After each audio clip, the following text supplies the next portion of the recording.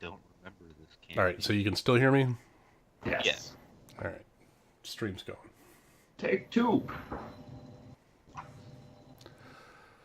Oh, clerics with all their sweet, sweet spells. I thought it was funny when Ryan was like, "Pick your spells." I was like, "Oh yeah, I can do that."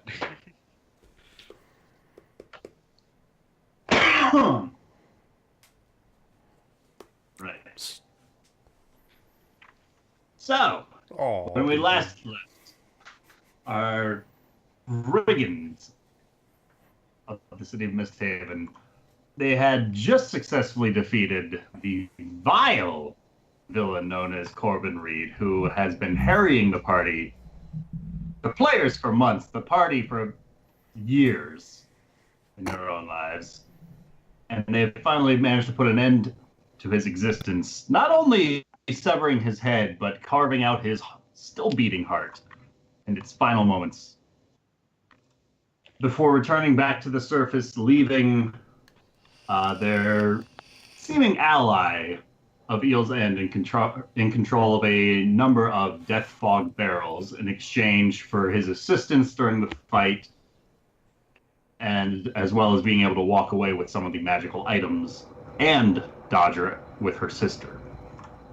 The party made it topside, reported back to Cassandra Creed about the success of their mission, and though Yannick took a number of return trips back to the Citadel, first to report to Cassandra Creed, then returning again to pick up his uniform, then again to pick up a health potion, then again to pick up another health potion, as the party was running a number of errands throughout in preparation for the Queen's coronation, which is to happen on the morrow. When we last left, the party had gone to Theron, one of the local tailors of MistHaven, and hired him as well as the entirety of his staff to prepare some fanciful garments for those who would be attending the coronation ceremony. And effectively, we last left with the party in the midst of downtime. And if there's anything specific that you would like to mention that you did during this effectively day off that you have, feel free to speak up now. I have a quick question. Sure. Paladin Oath spells are always prepared and don't count against my spells known, correct? Correct. Okay.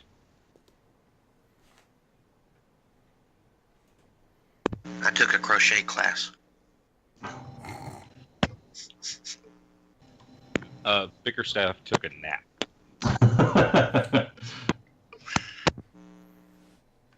Sounds like something he would do.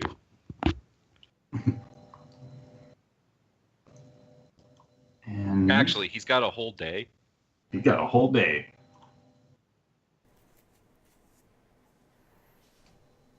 Bickerstaff would go visit Brianna, check on her, let her know what's what, and let her mom know what's what, and let them know that they should be a little safer in the city and that their father's killer has been brought to justice. The mother insists that you stay for dinner at the news of Corbin Reed's no longer going to be harrying their family. And Brianna herself looks somewhat relieved to hear this news. Yeah, Bickerstaff's got time for that, right? Oh, yeah. Yeah. Plenty of time. And he's allowed to walk around after, curfew now, so a little bit, kind of. At least he has Oh, a you sword. still have the whole day. So a few hours to get there, a few hours to hang out. Yeah, that's what Bickerstaff will do with his day. Yeah, Magdalena is enthralled to have you there and offers plate after plate of prepared meal. It seems that this is the best means she has of repaying you for what you've done for her family.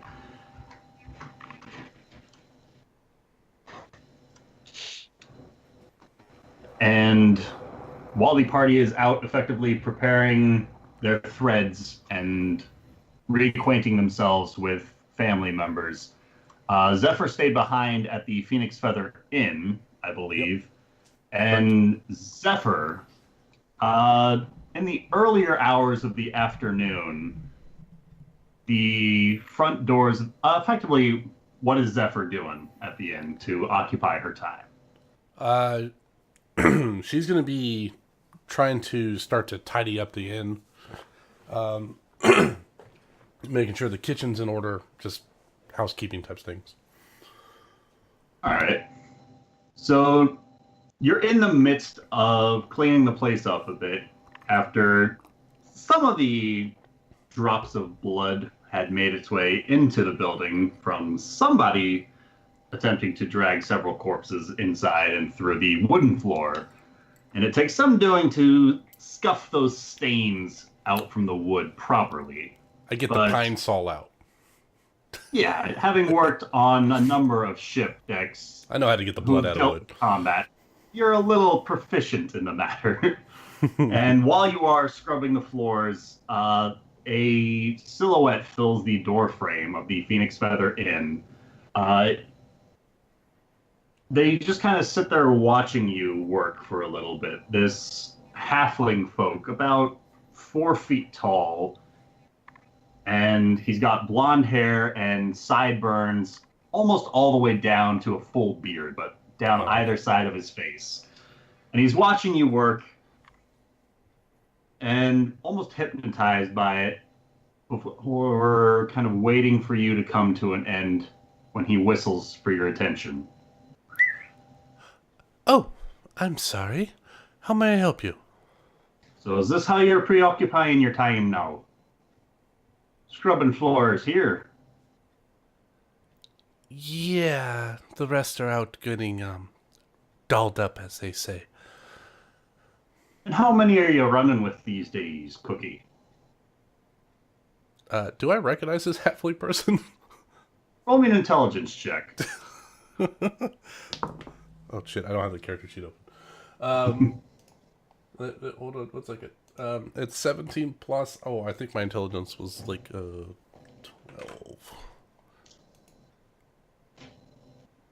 Oh, that's right. With new stats, it's a 15. That's a 19. 19 total. This is Pashar, one of the crewmen aboard Satil Vanguard's ship. Okay. You didn't spend a whole lot of time with him, but you do recognize him as being one of her crewmen. Okay. And I'll say, oh, Kashar, I didn't recognize you. You must have grew 3 inches. Haha, it's funny as ever. So, Rodrin told us that you got our message, and I don't see you preparing. Does that mean you're staying behind?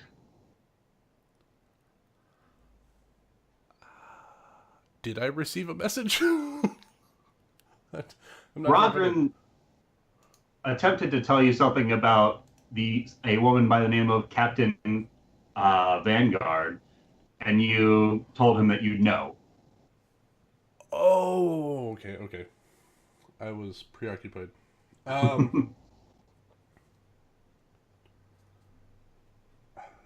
Is she looking for a cook again?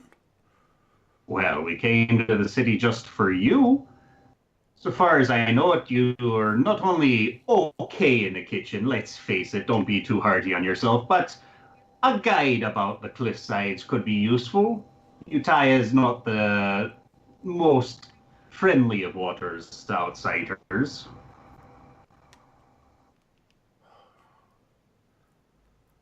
When do you plan on departing? Well, the sooner the better. As the last reports of the Black Sails said, and the Black Mast were heading about that area not too long ago, and if we take the narrow pass, we might be able to cut them off at the head. Stop them right where they sail. Captain said we were close enough to the city that we ought to stop by, see how you're faring for yourself, and see if you wanted to have another go at them. If she's taking on the Black Mass, I don't want to leave her alone. Well Let then. me gather my things.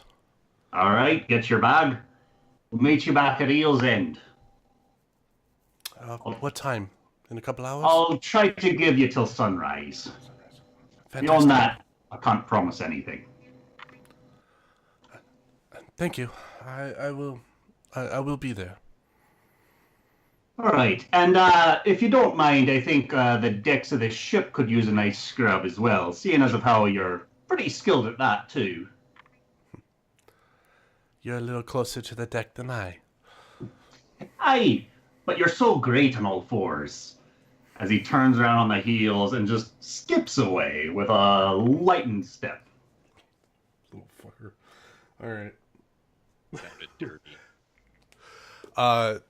She's gonna go.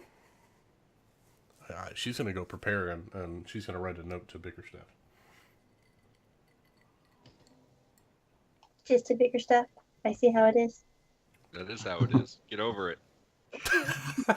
We have plants together. Thought that meant something. So Hey, yeah, so she's Bickerstaff's gonna a verbal. go He can in the take care of back your plants. and prepare a little parcel before her leaving. And I will do that while you're doing whatever you're doing. All right, so the rest of the party, Phelan and Yannick, how are you spending your day off? After all that shopping shenanigans, when and if I make it back to the inn, I want to contact Leanna through her tarot cards and let her know that we defeated Corbin. All right, we'll get back to that. Oh, that's probably a good idea. Yeah. Look at She you. brought us about together. her. I forgot about her. Yannick, anything else you wanted to do on this day? Or is 3 trips to the Citadel enough for you? Nope, I forgot something. I don't think I have anything left there, so All right. on my way back, I'll see if I can't find a stray barrel or something to sit on. All right. Drag into the inn.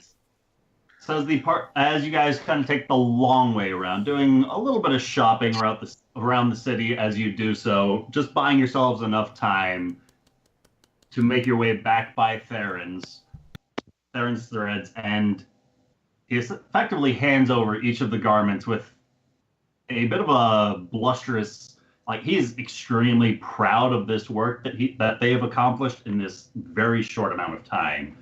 And even more than that, he seems excited because he knows that not only the queen, but all sorts of royals and nobility are going to get sight of it. And so these garments are very over the top. We're talking frills and golds and silvers, silks from very far off lands and the like. And very, very fashionably, his initials are stitched in, like around the collar line and a couple seams about the pockets. He's making his name known just in case the party forgets to mention it. It'll be very much visible. Kind of like a Louis Vuitton, it's all over the place kind of a thing. And Yannick, he has even finished your cloak with your family crest upon it, with a series of flaming feathers about the outside and an outstretched bird's head about the top and an orangey thread, that of the phoenix, encompassing the entirety of your family's crest. Probably a little over the top for Yannick's taste, but okay. It's very gaudy. But after you guys scoop that up, he thanks you again for promising to make his work known and to spread his renown throughout the city. As you guys eventually start making your way back around to the city, Bickerstaff is finished up back around the Serratos locale and is making his way back to the inn to settle in for a nice long nap. And as the party come into the Phoenix Feather Inn, do they find Zephyr still there? What was that? What about which time do they are they coming back? Later in the day. They spent most of their day the halfling came around the morning, right? early or afternoon, yeah. So it's been about 4 or 5 hours since the halfling came. She'd be gone already. All right. Heart. Okay. Cookie, what's for dinner? I'm still hungry. Cookie? Cookie, you have to see this gown we got. It's absolutely stunning. You really should go back and get one yourself. Cookie? Bickerstaff will go look in the kitchen. She's sleeping again.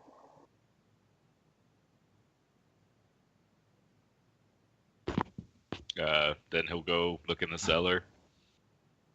She's not here. Go check upstairs. I will go upstairs. I'm not really sure where to look because she doesn't have a room upstairs. So I'm going to be like, Cookie, Zephyr? I'm like, poke my head into every single door. Zephyr? Cookie? Cookie? Zephyr? Zephyr, are you here? Nope, not over here either. Are you in Bickerstaff's room? Not up here. Did we find anything? Maybe she went to get a gown herself. Maybe she changed her mind and wanted to meet the queen. She does have a tendency to change into small things and wander off. Yannick will look around. Yannick, go ahead and roll me an investigation check. Yeah, make check the bathroom.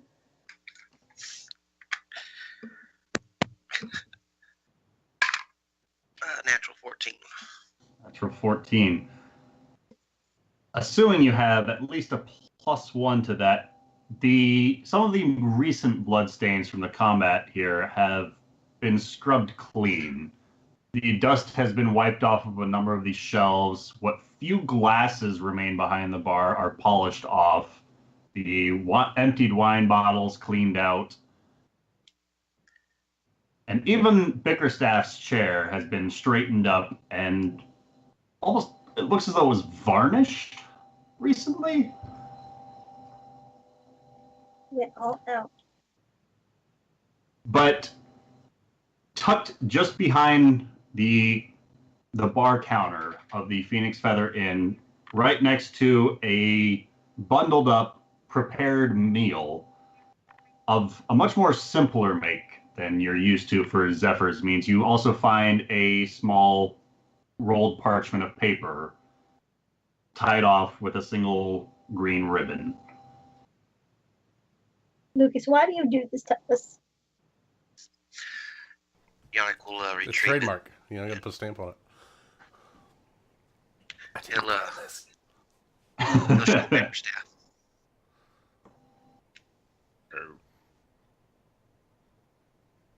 What's the note say?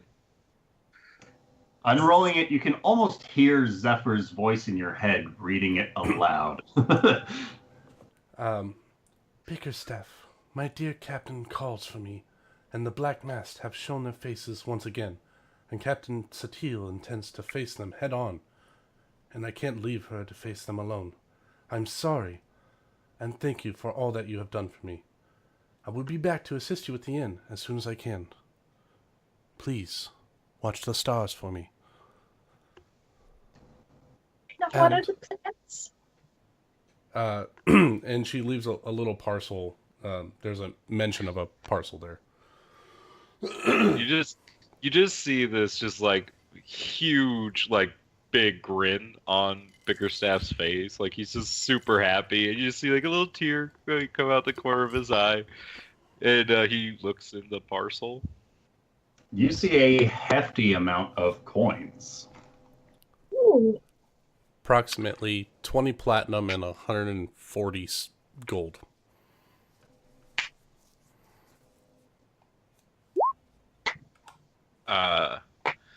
Bickerstaff will kind of just put the parcel away in his bag, and then he'll slap Yannick on the shoulder, and he'll say, "Well, Yannick, it looks like it's time for you to learn how to cook."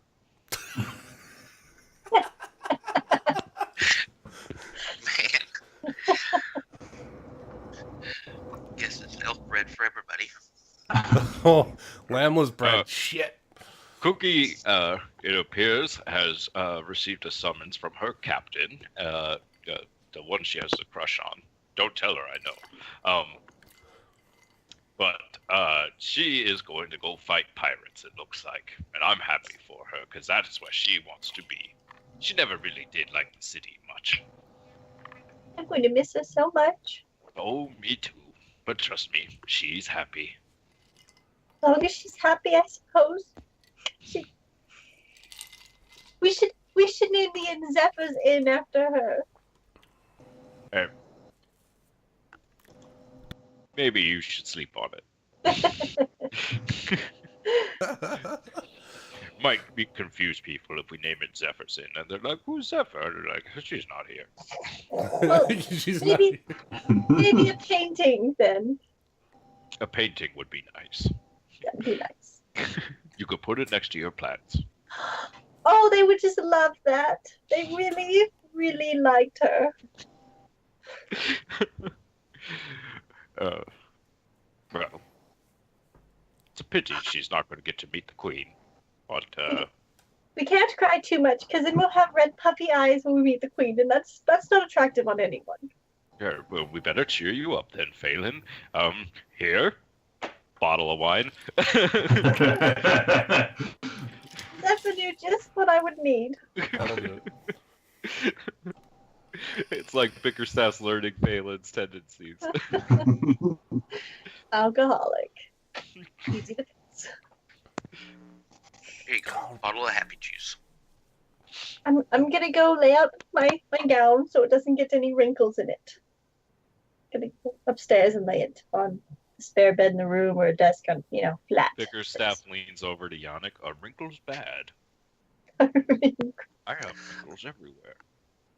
Apparently, for some, it is bad. But at least Zephyr didn't have to look at this horrible, horrible cloak. This I is like it. It has the phoenix all emblazoned on it. It really pops. I swear, Poor the other person Bickerstaff. says pops. We'll be able to find you in any crowd. Oh yeah, sure everybody will. Welcome to my world.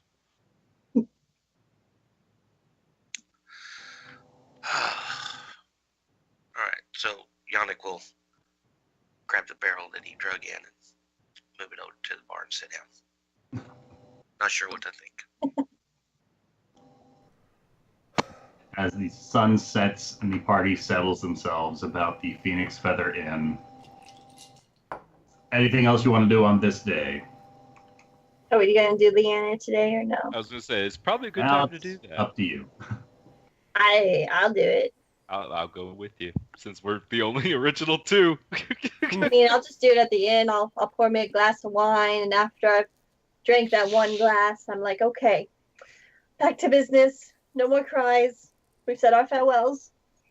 Let us tell Leanna that we've conquered the Corbin Reed, the evil, treacherous Corbin Reed who murdered her and left this good into us. As Phelan produces a tarot deck from her inventory and sets it upon the table in front of her.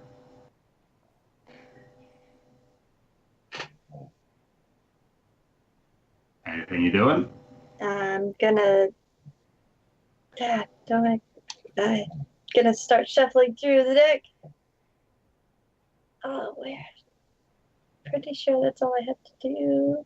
As you start shuffling through the cards, a soft voice from a body not quite there, as you can see entirely through her form, speaks.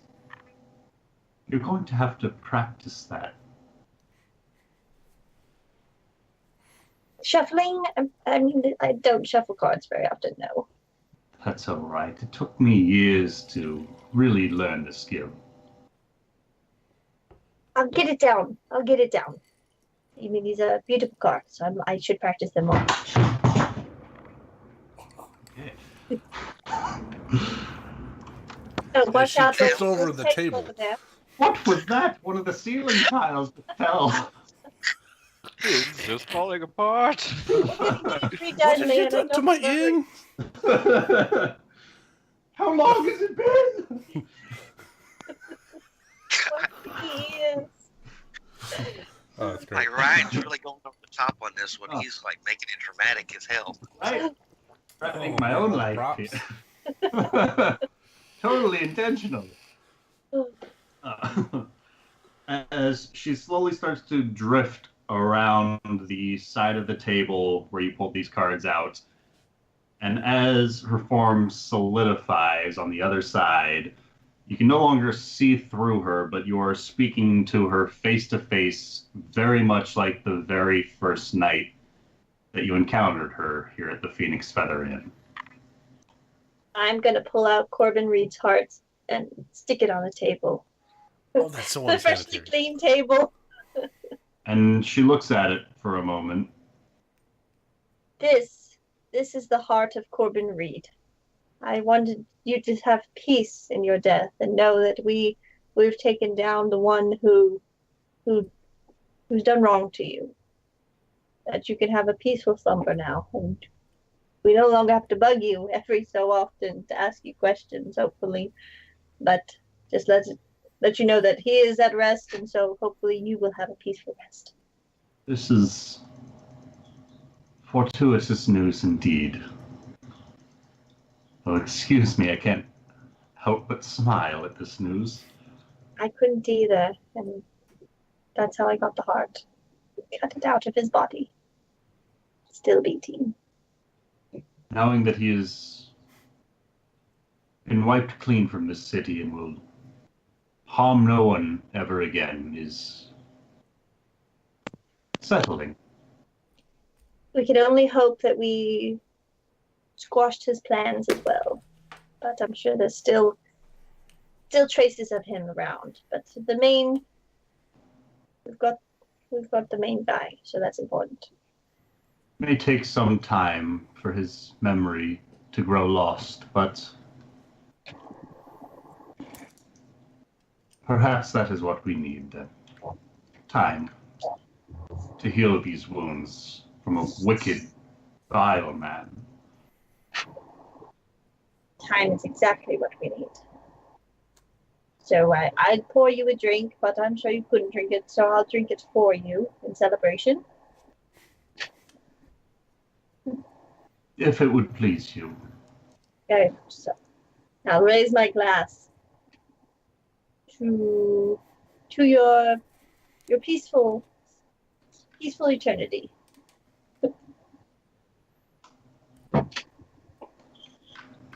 To a peaceful eternity. Cheers. So, what comes next for you then? I assume you'll go back to your lives? Well, tomorrow we get to meet the Queen, which is very exciting. She's going to thank us for what we've done for the city. And then after that, we have this inn. Cookie left us, so it can't be a restaurant anymore because we don't have a cook. And her smile drops. I'm sorry that you lost one of your own. She's just traveling with pirates, so she's not dead yet. No, she's gonna go fight the pirates. Okay. Captain Vanguard's not a pirate. She's a respectable woman. I thought she was a pirate. No, God no. I wouldn't sail with pirates. She said she was. Oh, she said. Okay, never mind. You're right. She wasn't a pirate. She was held captive by pirates, but she cooked for them because they didn't know any better, and she didn't want them to starve. Well, yes, that happened. But that was before I met her. Yes. Well, perhaps following the path that she has led, I can move on. Now that the task is done, I do still have your head in a jar at my manor. Would you like me to cremate it or bury it, or is there a specific way you'd like for me to care for you? I don't know what happened to the rest of your body. I apologize. I can't find it. I have no specific means for it to be disposed of, but I would ask that you dispose of it rather than to hold on to it. Of course, yes. I was hoping I could find the other half, but that didn't happen. So. Yes. I'll make sure I it's taken certainly care of. won't be needing it anymore. I'll make sure it's taken good care of. Not you. Her gaze shifts towards Bickerstaff. Would you mind ensuring that she sees it through? Yes, there's a body at her place I need to bury as well. So, yes, I think I can do that. Very well. My cheeks are hurting. What body did you need to bury, Bickerstaff? Brianna's father is still at your establishment, and I would like to I thought- see him to rest. I'm pretty sure we had him cremated after everything that happened, but yes, we do have. I thought I gave you his remains already, but yes, I if you don't say remember. so, We then they are. lost him! It was a I clerical honestly error. don't People remember. know. I was just like, his body's probably still there. Sure. After we kind of exploded it with electrocuting it, Yeah, you really did. we decided. After Phelan electrocuted him and then left with Bickerstaff, when she returned, she found that Daldrick had cremated him. Yes. After Bickerstaff said to wait for like a little while, Daldrick still just went ahead and cremated the body. It's probably for the best. But I think we still have to get his ashes. I think his ashes are still there. But yes, there's remains of a body that yes, you definitely should probably take home. It'd be best. But yeah, I'll make sure you come with me, and we'll take care of Leanna's head. Why does it always sound morbid and creepifying when you say it? I don't know. I think it sounds normal. But yes, Leanna. So what do you plan to do now? I suppose. I mean, I know that you kind of go to this other place that I'm not really sure what it is, but now you'll have peace. So there's something. Well, I don't know precisely what happens next, but I do know that I am no longer bound for my purpose that I stayed behind for. You've seen to it that the focus of my hatred has been disposed of, and already I feel a lightness about me. It's very difficult to describe, but I can see things in a whole different light. Like perhaps things will get better. I do have a quick question before the baby wakes up. There's Do you a happen- baby. Do you happen to know when you're over there? Are you on a sandy beach? Is there sands around you? Are you in like a deserty, duny type place where you can randomly talk to living people? I saw it once in a dream. I'm afraid that in the time that I'm not here, it's only nothingness that I see. Well, after all, it was just a dream, I suppose. I think that is probably a space that exists somewhere between the spirit world and our world, Phelan. Cookie is quite in tune with those kinds of things, and probably that is what you are speaking of, no? I will say I have not entirely surrendered myself to the spirit realm beyond, so mayhaps I will walk upon these dunes that you speak of. Oh, if you see my wife Sarah, could you tell her I said hello? And I love her. I will. Thank you. You can I'll tell her of yourself. the extraordinary man that her husband has grown up to be. Oh, she'll be excited to hear that. And it's a lie, but you tell her anyways. I will.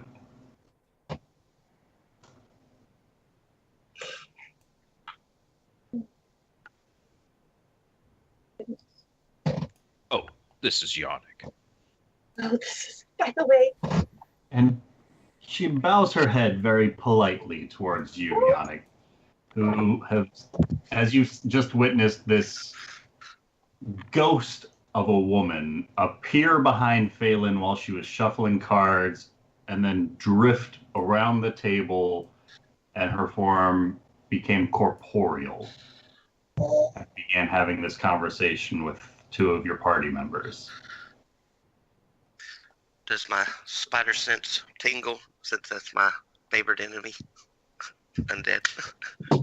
Your spider sense is absolutely tingling.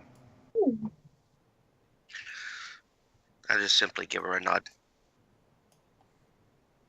We don't have history, so. Don't kill her. She's already dead.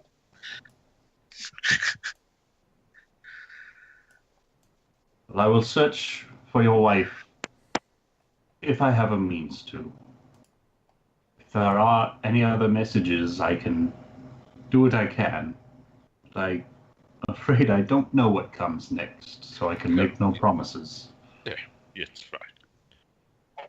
I suppose that I will be off on my own adventure, so to speak, after all. We It's wish nice you to you. the very best. And I really do hope you find peace, for that's my dream for all the dead souls who were murdered in this city. I do hope that you can find a means to shine a light upon your heart that has been ever darkened.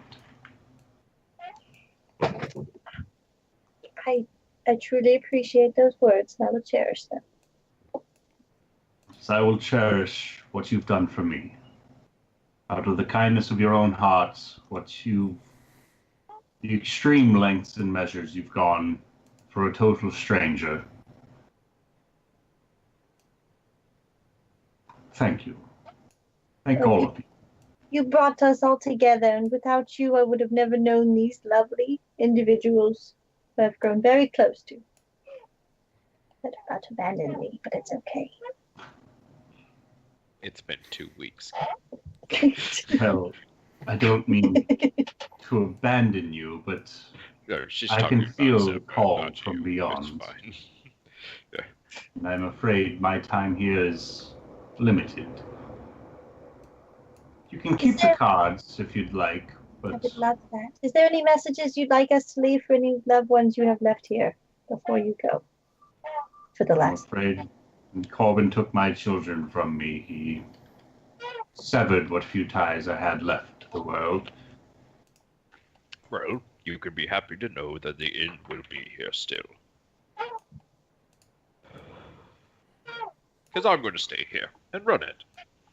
Well, then it's good to know that it'll be left in capable hands. Yes. I'm gonna Thank reach you. out and attempt to touch her hand as she vanishes or whatever she's doing. Phelan, you reach out and your hand rests over hers. There's a cooling, tingling sensation about it, as if you were laying your hand over ice. And you can feel it just along the skin level. No deeper than that, but it's very much a difference in temperature as your hand rests over hers. As she offers a warm smile and her form begins to fade, your hand just phases right through hers. And then the see-through image of Leanna continues to fade and fade and then disappears. You know, Phelan, we need to have a in-loving memory of Leanna put up somewhere too. Yes. Hopefully we don't need a whole wall of people who have left us, but I think that's a very, very great idea. Oh, I had an idea. We'll put that behind the bar, like on one of the shelves or something like that. Then people can ask. I could tell them the story. It's good for business. Do we need to be known as the ghost ball?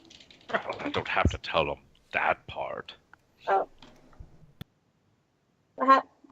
Okay, I'll leave the storytelling to you. I'm not a really good storyteller anyways. I always end up going into too much detail and Yes, Ruining you have to leave it to the imagination, Phelan. You make it just crazy enough for people to not believe it, even though it's true. Telling the truth, that's crazy enough. I wouldn't have believed that I just touched a ghost if I didn't do it myself. That's why you leave the storytelling to me. I'm going to go water my plants. Because if Cookie's not here, I'm not sure they're going to stay alive. But I'm Oh, gonna they'll try. be fine. I talked to them this morning. Bigger stuff. I have a way with plants. They get me. Don't. I have a black thumb. But I'm Well, going to try really hard. I will help you. I appreciate it. I'm going to water my plants for the night. Well, Yannick, after this whole thing, are you going to be sticking around here? You don't have to sleep at the barracks. You could sleep here, you know. That is what I'd like to do, as long as I'm not given other commands. I think I'll represent the city, serving with y'all. So, since Cookie's no longer here, can I have her room? Well, it's going to be loud because it's right next to the kitchen, but sure. I mean, unless we turn it into something different, that's fine. But an A gym. exercise, gym. What everyone does when people leave the nest, they just turn it into a gym, right? I come back. Figure it out. Oh, We're my gonna be posters are gone. remodeling. We moved We're this gonna wall make to put it in a records. bathroom. But let's get a move on here. I know, never mind. I like my room upstairs. I like the corner. Secretive. Maybe I will move it into that room, and that way we can have more room, guest rooms. Whatever works. Whatever works. Whatever works. If you're moving downstairs, I'm taking your room, though, because it has a fireplace. Yes, this is fine. As the party spends a little while rearranging rooms, shifting some of their personal belongings about on the inn's interior before settling down for the night. Zephyr's not even gone a couple hours. We're moving her shit right out. I know, right? What shit? Toss There's it no out. Shit. She didn't have any shit. She took it all. There's no shit in there. We don't have any possessions. All those pots and pans gone. You go in there and the blankets aren't even disturbed. She's been sleeping on the floor the whole time. Why The did only she thing insist on remains is having her the like big little bed? doggy pillow next to the fireplace. You mean Bickerstaff's new doggy pillow? Like your statue doggy pillow. You should get a dog. What should we name it? We should go shopping for a dog one day. Just have a dog for the inn. As I you think guys we had enough shopping. settle into your rooms, to be awakened the next morning by the rising sun and the occasional of a horn trumpeting outside in the distance throughout the city, a triumphant, victorious sound throughout the air, and a much more crowded, audible murmur filling the streets. Real quick, Go ahead. I just realized did I roll for hit points? I have no idea. I don't think I did. I think I just rolled for everything else because I'm still at. Probably not. Oh, Right. I have something D6? Bickerstaff wants to do. Yeah, D6. Sure. Bickerstaff wants to try to make breakfast. I I got to 1. got a 2. So Ooh, plus. Oh, that's rough, man. so I got 4. I know it's sad. Let's see here. He literally started crying in his sleep from that. Bickerstaff, go ahead and roll me a wisdom check. Wisdom check. Okay. 16. As the months that you spent with Zephyr, on occasion during the conversation you would have, you'd find yourselves about the kitchen. As it turns out, you managed to catch on to a whole lot more than you had intended to, as you are able to prepare a relatively simple compared to what Zephyr was capable of, but you are able to put together a hearty breakfast for the party on this morn.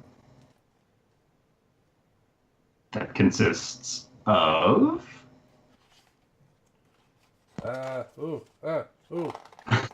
Get fancy with the big I don't stuff. know. Food?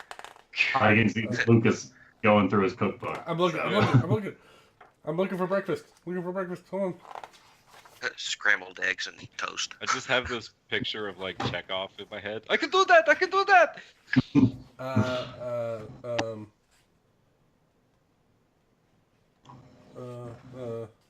on. There's something. Oh, here we go. Wild rice cakes. There you go. Made in the North Countries according to traditional night elf recipes. These rice cakes showcase all the healthy, earthy goodness of natural ingredients. There you go. It is. Making use of some of the plants in the kitchen that have started to bud and grow, you're able to prepare these wild rice cakes. Oh, hey, Ryan, roll me a d10 for Bickerstaff's help. I didn't do that. Just in case if there's a bar fight. You got a 5? Yep. Yeah! It looks like 5 it is. 5 of these. Right. I'll drink to Punches the stove.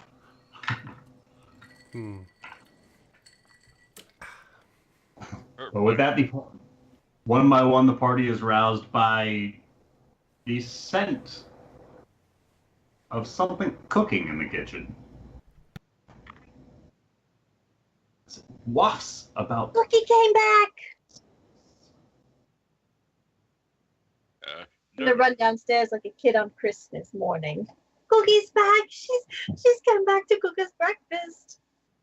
No, but I do think I nailed one of her recipes by your reaction. It smells just like her. Yeah, well, time to eat up. You know, one of the benefits of being the first one up is I can get this started a lot earlier than Zephyr used to. Jabbed in the heart. That's true. This is ready much earlier than she would have had it ready. This is great. We really need to get us a little breakfast nook or something in this window over here, because the morning light is just brilliant from this angle. Phelan, I never knew you were such an interior decorator. I just like the sunlight. I've been down below in the crypts for so long. I just forgot how pretty it can be in the mornings. You are oddly chipper. It's I get to weird. meet the queen today, and I get to wear that beautiful dress. And you have a hot date. Oh yes, Alistair. I'm very excited to see him. He was quite the gentleman.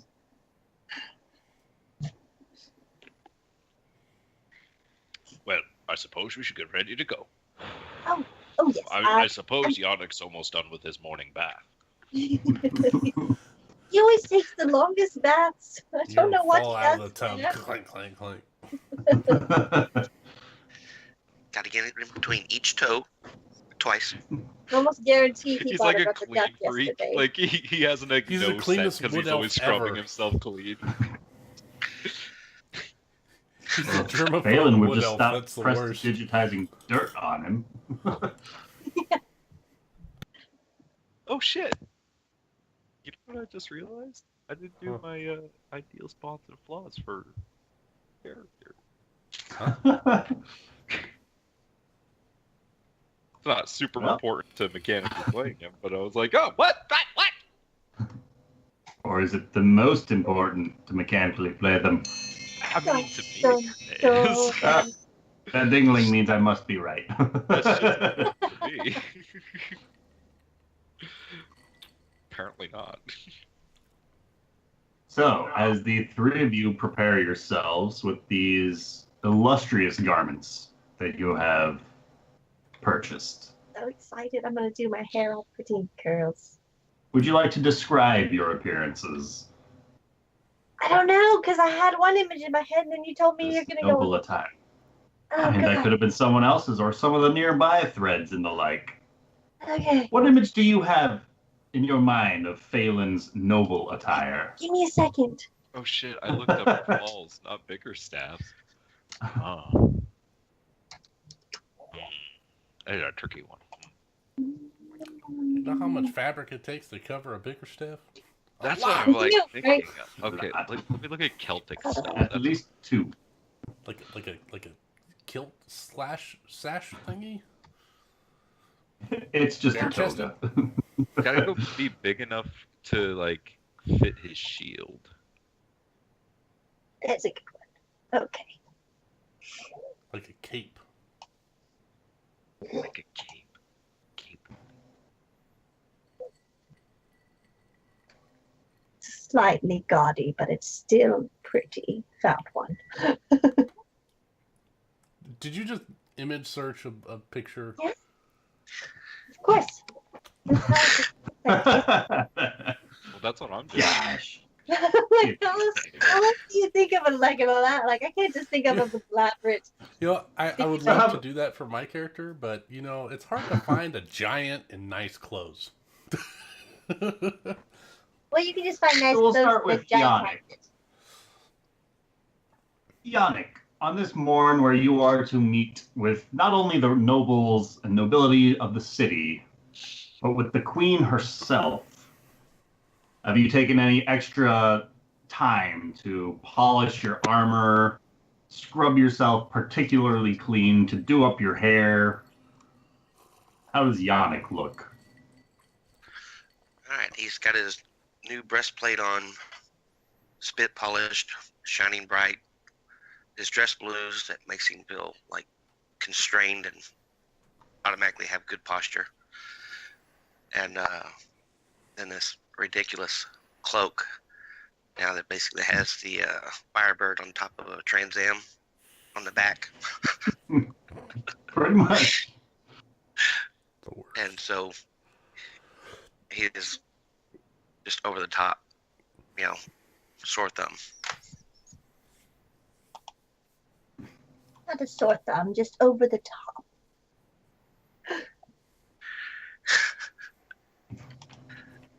But yes, dressed to impress. And Phelan. Okay. So we're gonna kind of go with. You said it was like a whitish pearly color. I think you said. I don't remember, but that's the color. Up to you. He mentioned a whitish pearly color, so I'm gonna go with it.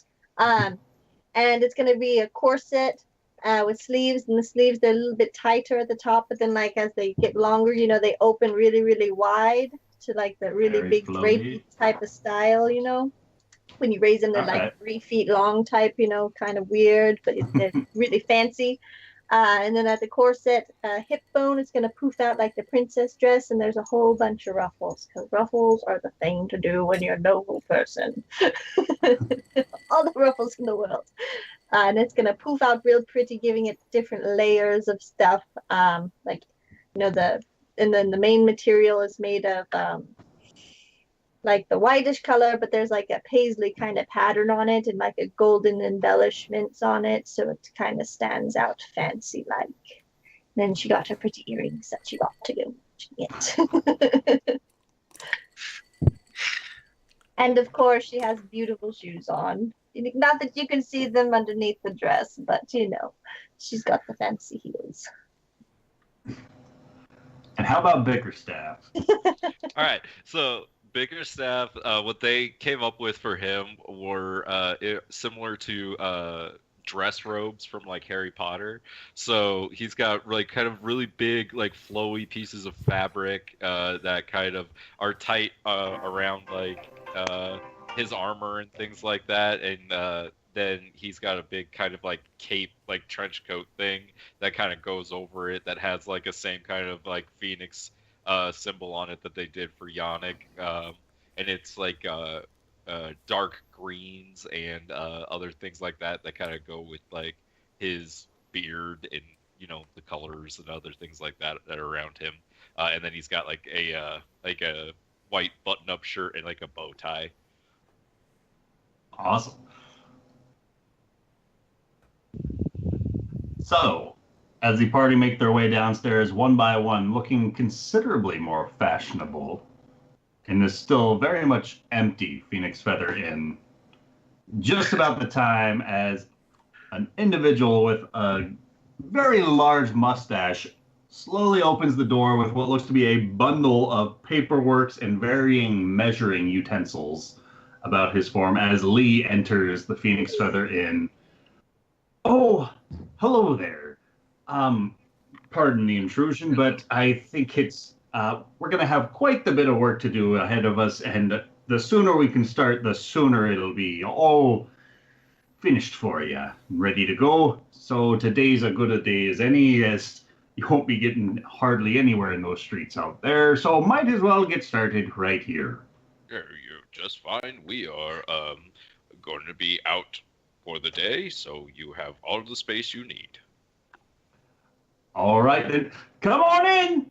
As he shouts back, and about 5 other people behind him, each of them carrying their own varying construction equipment. Some of them have their own tool belts and the like, start to fill themselves into the inn as Lee starts barking out orders like, you go upstairs, start taking measurements of this room and that room, and you check the wall here, see if there's any supporting pillars on the inside of it, or if we can just knock that sucker out. Just kind of commanding them as the construction begins on the Phoenix Feather Inn. All right, don't worry, it'll be in great hands for you, and I promise it ought to still be standing when you get back. It's a joke. It's a joke. Can I make a request before you start anything? Like, I know it's kind of last minute to add on. Very last minute to add on. I know, I just thought of it. Is there any way we can put like a safe in here somewhere, like a nice stronghold safe that we can use? No, I believe I requested that in the original. You did? Oh, Biggest Staff's ahead of it. Okay, well, I just thought of it like 2 seconds ago. Yeah, it's part of I running a thought business. you were going to need ask for a put bay place window to with put a the seat. expensive things. Plus, Ooh, now that you mentioned it, I would love one. Oh Shit, my I'm sorry. Yeah, that shouldn't be much of a problem. Anywhere specific where you'd like it? I I We'll figure assume it you out. don't just want it We'll here on the figure it main floor. Okay. we'll figure it out. Tell you what, we're just taking measurements mostly today. Think about it. Get back to me. Oh, open Don't take too long. suggestions too. If you find like a painting you want to put it behind, I heard a man do that once. I thought it was brilliant. Ooh, That yeah. sounds ridiculous. That's just going to ruin a perfectly good painting. Why not put it next to Built the it painting so into you can the enjoy wall. your artwork as well as the safety and security of your belongings? Never mind. To each their own, I suppose. Anyways, have fun, Lee. Sure. I As you seem guys to make enjoy your- work. Oh, absolutely, I do. Rather be in here than out there with all the people.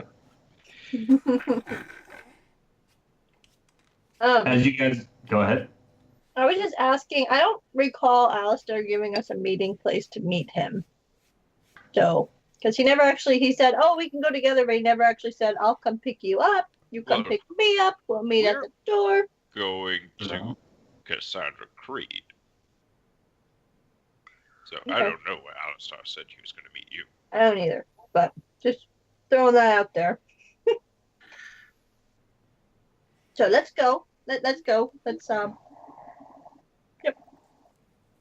We should definitely get a carriage. Might be easier to walk in this.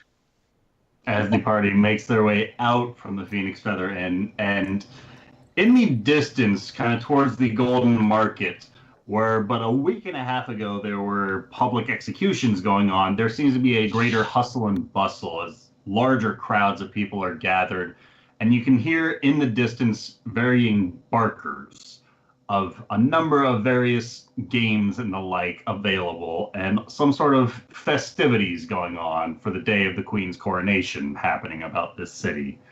It's a bit in the distance and shouldn't harry your travel to the Citadel, but from the Citadel towards Castle MistHaven, it could be in the way and could slow down that progress a bit.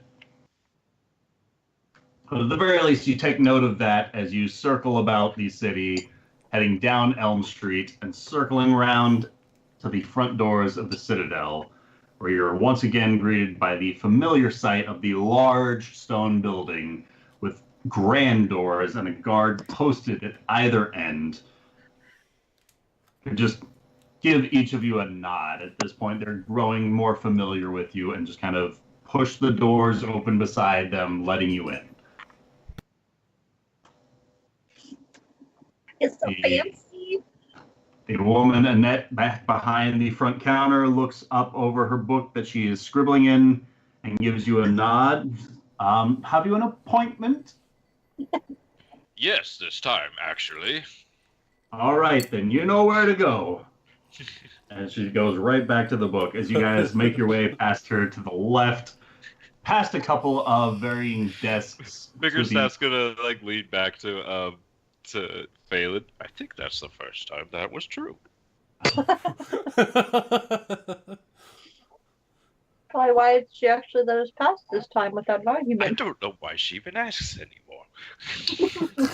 It seems the last time you recall she got quite a bit of a scolding upon refusing your entry, and she doesn't seem to want to put up much of a fight this time. She just waves you guys past, possibly busying These herself. assholes again. These assholes. But as you guys make your way through the Citadel, passing by a number of investigators' offices and desk setups, you come to the closed office door of the Field Marshal Cassandra Creed.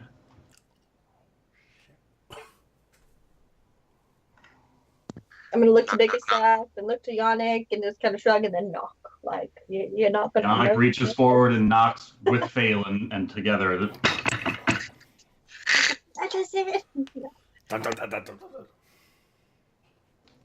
There's no answer. She's probably already at the castle. She probably left without us. Or she wouldn't do that. She asked us to come with. Phelan, why don't you poke your head in? Okay, I'll open the door. Oh my god. All right. Phelan, as you push open the door, there's the soft click of the handle turning and the lock disengaging as it is unlocked. And you push it open to reveal the side of the smaller office of the field marshal. And a familiar person turns around, their white hair tied up tightly in a ponytail, and their own garments, though normally illustrious and noble, look to have been pressed and prepared. They are much more crisp on this morn as Alistair Van Carlo turns around and immediately shoots a finger up beside his pursed lips and points back around the other side of the desk, where you can see an unconscious Cassandra Creed on the other side of her desk. Is she sleeping? She is asleep. I forgot I gave her dreamberries. Oh my god! Please, sir, Oh, this isn't what it looks God. like. No, I know exactly what it looks like. As he scoops up a number of parchments off of the desk and kind of ushers you guys back out from the office, closing the door behind him. If you don't mind, we can continue our conversation out here. Yes, she's finally getting sleep. We've been trying to get her to sleep for 2 weeks now. I've been trying significantly longer than that, and I would not want to wake her now that she has. She's got plenty of time before we need to be at the castle. I think we could let her rest. I think we should let her rest, seeing as of how I was told, at the very least, that you dealt with Corbin Reed. Yes, the man is dead. Well then, as he starts passing out a number of invitations. And very much like wedding invitations, they are very over the top with whatever calligrapher drew these up. Very, very over elaborate detail has been taken upon each and every one of these handwritten invitations. As he passes them out, not only are your own full names written upon each of these on each of your own invitations, but it is not the ordinary parchment that he shows you for his own invitation, as it seems you have been invited as auxiliary guardsmen. What? Is this a working dinner? Yes, we knew that already, Well, though. for you and me, it is. I thought you were already informed of this. Yeah, we No. were. That's why we had Bickerstaff fitted with his armor on. My lovely dearest Can Phelan, you really I tell? I thought they did a do really have good to job. apologize, as unfortunately the invitation that I offered to you earlier is no longer available. It seems my +1 had to go to another, but seeing as of how you were still invited, and I did see to it that you would be brought, I hope that this won't be a tarnish upon our relationship. If you could find it in your heart to forgive me. Oh, but of course, Alistair. I couldn't be Though- mad at you. Though nothing would make me happier in the entirety of this world if you were to accompany me to the castle of MistHaven. All of you, of course. Well, of course. We're all going there. Why split ways now? Exactly. It's economical. Is she not going to be upset that she misses out on the coronation? No, I think she might be happy to avoid having to rub shoulders with the nobles. Okay. It's, I mean, my dear Sergeant, if you would like, you are more than welcome to go and wait her. don't But do that. Nope. I would Absolutely not not. like to be anywhere nearby if that happens. Besides, she gets a legitimate excuse. Precisely. Yeah, she was And drugged. we all know how much she needs. You don't know that, Yannick. Are you kidding me? That's exactly how I was left. Thankfully, she has her clothes on. You didn't Oh, sleep for God. 2 weeks. You would pass out too. Okay, well, shall we? Yes, sir. If you're concerned about her safety, you're more than welcome to wait here and stay post at her door. She is in But I think Citadel. that the Citadel is Yeah. one of the safest locales that You know what? a field marshal of the city guard could pass out. All right, off you go then. Right, then this way, follow me, follow me. As he starts leading the three of you out the door, he gives a passing wave at Annette with, as she shoots you guys like a curious nod, like, that didn't take long at all. As you make your way out the front doors of the Citadel, he hails a carriage, and it's not too long before a grayish horse pulls up, attached to a cart, and a familiar jockey atop the carriage. Right, and so just the four of you. Yep. And where are we headed on this fine evening? The To Queen's coronation. the Queen's coronation exactly is where we're going. Right. All right. Everybody in. And Alistair palms a small coin purse up towards the driver. Oh, thank you very much, sir. Thank you very much. Now, if everyone's in, arms tucked in, please no leaning outside of the windows. And with that, hi-ho, Silver, away! And he rips upon the reins, and the horse carriage takes off with a set as it starts trotting through the city.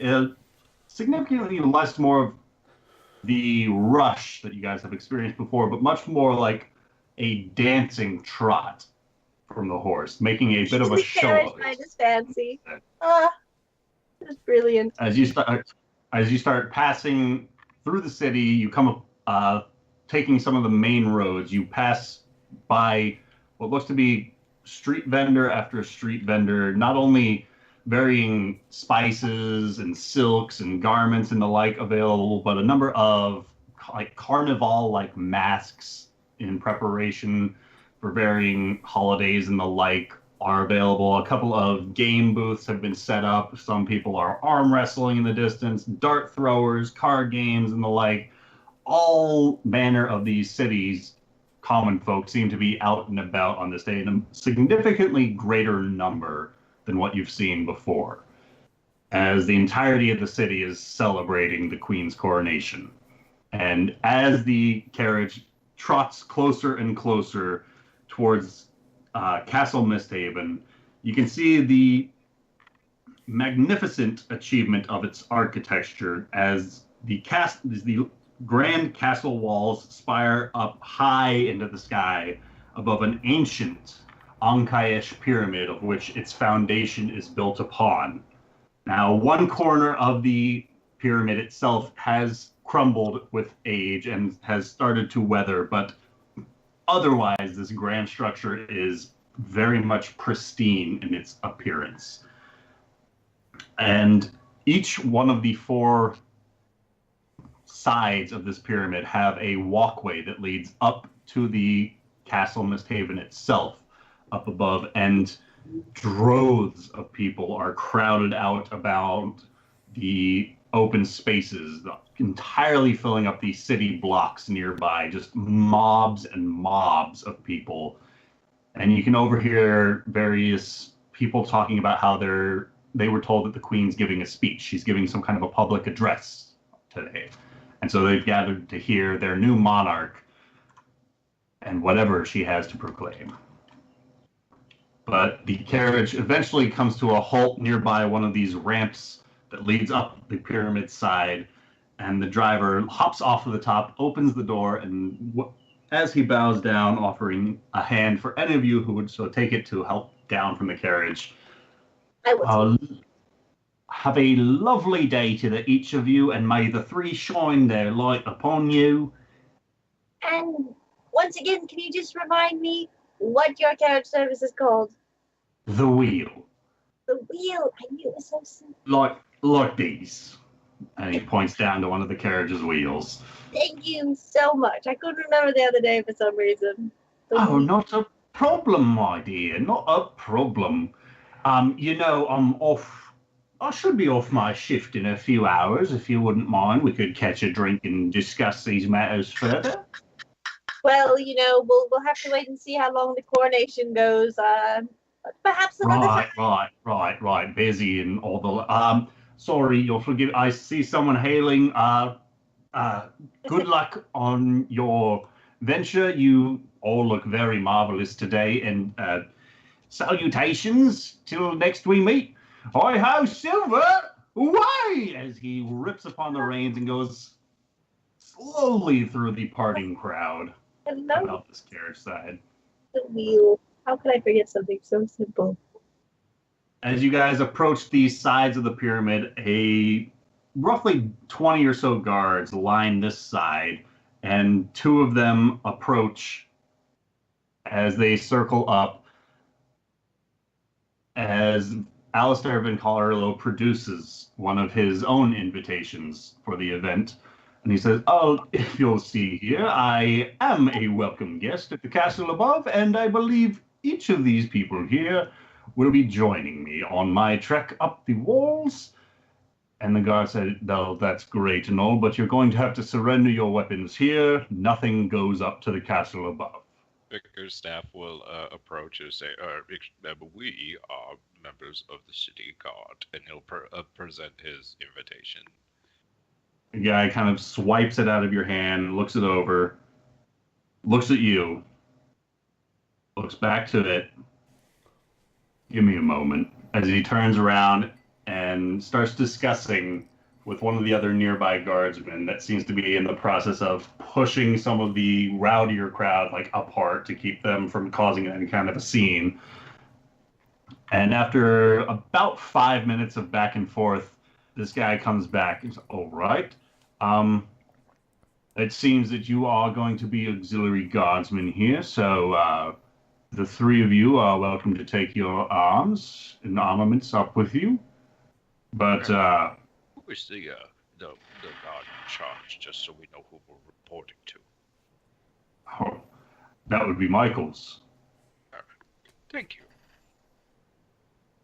He just kind of shoots you a stare like, are you going to report me for that? Yeah.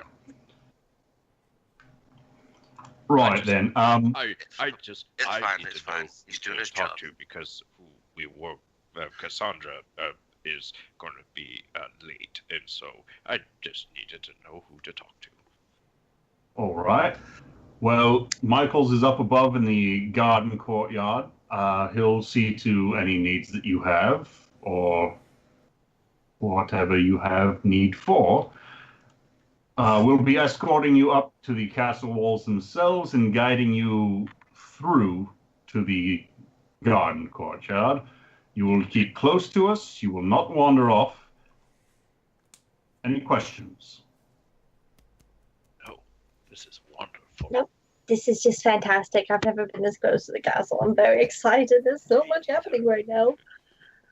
Well, and as the guards start to step forward and lead you guys up this trek up the pyramid side, Alistair is kind of hesitant, looking back behind him, kind of skimming the crowd, and his eyes rest upon a familiar person. Oh, Agrimar, over here, good sir. And as he shouts out, a familiar sight comes stomping forward. If you would like to describe At the most, the first of these two figures that the party sees approaching. Right. Where did we put that? Yes. So you see Agrimar, who most of you are familiar with. He comes up dressed in a very polished chainmail shirt. It's almost silver, very clean, but around the armbands, the collar, and the waistline of his chain shirt is gold links, very regal. In the center of his chest is a symbol of the Triforce, the three gods, and he has a very dark leather, almost black leather skirt with overlapping, almost dwarven-inspired armor plates on his skirt. His hair, his long black hair is pulled back into a loose ponytail, just to keep it from getting all over the place.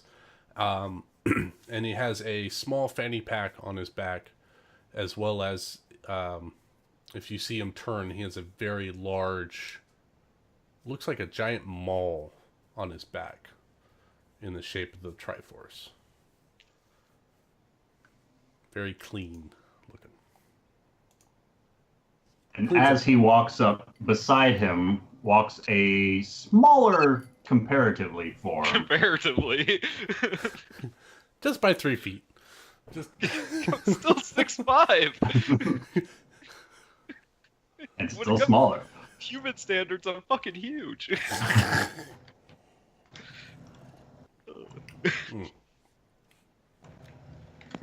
Wait, so Agrimar is 9 foot?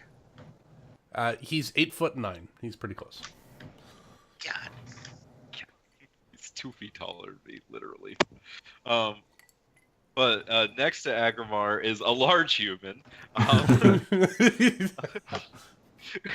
Justifying. He's out above the crowd. But he's got, with long blonde hair tied behind his head in various braids, and he has a short blonde beard and light blue eyes. He has a face that has been described as chiseled by the gods. And he is a young man, but he has a seriousness about him that you would attribute to a man far older. He's wearing a kind of burgundy. That's like dark red, right? Yeah. Yeah. Like this burgundy colored tunic with a belt on it that has kind of like a gold trim around it, and then in the middle of the tunic is this phoenix that is kind of bursting forth from the kind of the middle of the chest, and then he has a green kind of cloak or cape like thing, and he does wear a like a decorative kind of sword at his hip. And as the two of you start to approach, the guards nearby the base of the pyramid start circling around and effectively stop you in your place. Alistair starts making his way back down the side of the pyramid. They're with me. They're with me, actually. I'm terribly sorry. I told them to leave those behind. We ought to be able to talk with Missy, who was at one of the nearby storage units. Tell you what, as he turns back to the three who are making their way up the pyramid side, if you'll give us a moment, we can join you back up the coronation above. Or if you wouldn't mind waiting, we'll be back in a lickety-split. Bickerstaff will turn and he'll say, "Hey, why don't you two stick with them, and I'll go find this Michael fellow." Michael? That was his name? Yes. Michaels? This Michaels fellow. Are you sure we should split up? This is a really large place and we might never see each other. I'm sure you could find me. You are very tall, but apparently there's more than one tall person here. So then we should be able to find each other. Okay. I am in a very elaborate gown, so I stand out quite nicely. I think it'll be fine, Phelan. Besides, the more spread out we are, the more ground we can cover. That's true. We are here on business and working pleasure, I suppose. So on the lookout. Okay, we will find you. I really want to go see the gardens. We will find you in the lickety split. So Alistair says. So Bickerstaff will continue with the guards up the. All right. So as Bickerstaff continues being escorted by two of the guardsmen up the side of the pyramid, Alistair turns back towards Agrimar and Rafal and kind of pushes you back towards the crowd for a bit and kind of asks Agrimar to duck down a bit to be a little more subtle. Agrimar hunches down as far as he can. While still, even with a hunch, he's still like at least a foot and a half taller than everyone else. Agrimar, you look so much better than the last time I saw you. Well, thank you. Yes, they let me go. I apparently was out after curfew, and that's the only reason why I was down there. Agrimar, my friend, you told me you didn't tell me you went to prison. It was a trifle, sir. I did not know that there was a curfew for walking around at night. That's all. Yes. Yeah, Agrimar's friend, he helped save my life when he was in prison, believe it or not. My name is Phelan. This is my great friend, Ionic. I've known him for 3 days now. We're good friends. My lady, it's a pleasure to meet you. He does this kind of bow to you, and he kisses your hand, and he says, "My name is Rafal Edia." All right. Rafal, Agrimar, as I was saying, this way, it seems security is going to be a bit tighter than expected, so, Agrimar, Rafal, if you wouldn't mind handing me whatever arms you have on your person, and I can see to it they accompany us above. Oh, yes. He just takes off the sword and hands it to him. And he opens up his jacket and just tucks the entirety of the sword into a small pocket. Magical jacket. All right, I just go through and kind of like in the Matrix. Out of my back, I pull out of my pack. I've got a giant crossbow that I hand to him. I got a giant mace or a battle axe, and I got a giant war pick in the shape of an eagle's head, and I hand that to him. Holy crap! You know what movie I saw the other day? Sahara. Have you watched that one in a while? There's a scene where they're going into like where Yes. the bandit Alley. raiders are, and the guy's like just unloading He's all like, the guns and ammunition. And just, like, Yes, just that's keeps what's hitting happening the right now. ground One with after their another revolver. after another. Yep. So he pulls Agrimar's out our these Steve 4 Zahn. weapons, and then he unhooks his giant 2-handed maul, which is probably, I mean, a standard maul is like, usually a foot or so shorter than the person wielding it. So this is going to be 2 feet taller than he is, and I pop it down in front of him to see what he does with it. So one weapon after another, Alistair just continues to sigh as he's cramming them into his jacket's pocket. And it comes to this maul, and he just kind of gives you a look like, you don't honestly expect me to be able to lift that. Agrimar, going to the Queen's Castle. This is entirely If you could lift unnecessary. that would be a mighty feat. Do you want me to put it in your jacket for you? If you wouldn't mind, be Revolve. careful not to rip the seams. Rafal picks it up and puts it in. That Here, is a man you Alice. can follow. Let me help you with this. Much appreciated, my dear friend. Well, I like to think that he could lift it handily, but it's still just unwieldy because it's the same height as he is. So it's just like... Now, if there's anything else, his eyes locked on Agrimar. I just realized how funny it is if I had said, give you a hand. Oh, right, he's only got one arm. Oh, God. I go and I just kind of feel in the back. Do I have to give up my bolts for my crossbow as well? One would presume weapons. Oh, If you're fine. okay with your bolts being confiscated and returning to you when you exit, I suppose. Here, you can take them. And my bolts are the size of normal arrows, so they're just longer. Here. I really ought to charge you some sort of a moving fee for this, but very well, very well. And jokingly, I look to Rafal and I say, should I hand him my hands as well?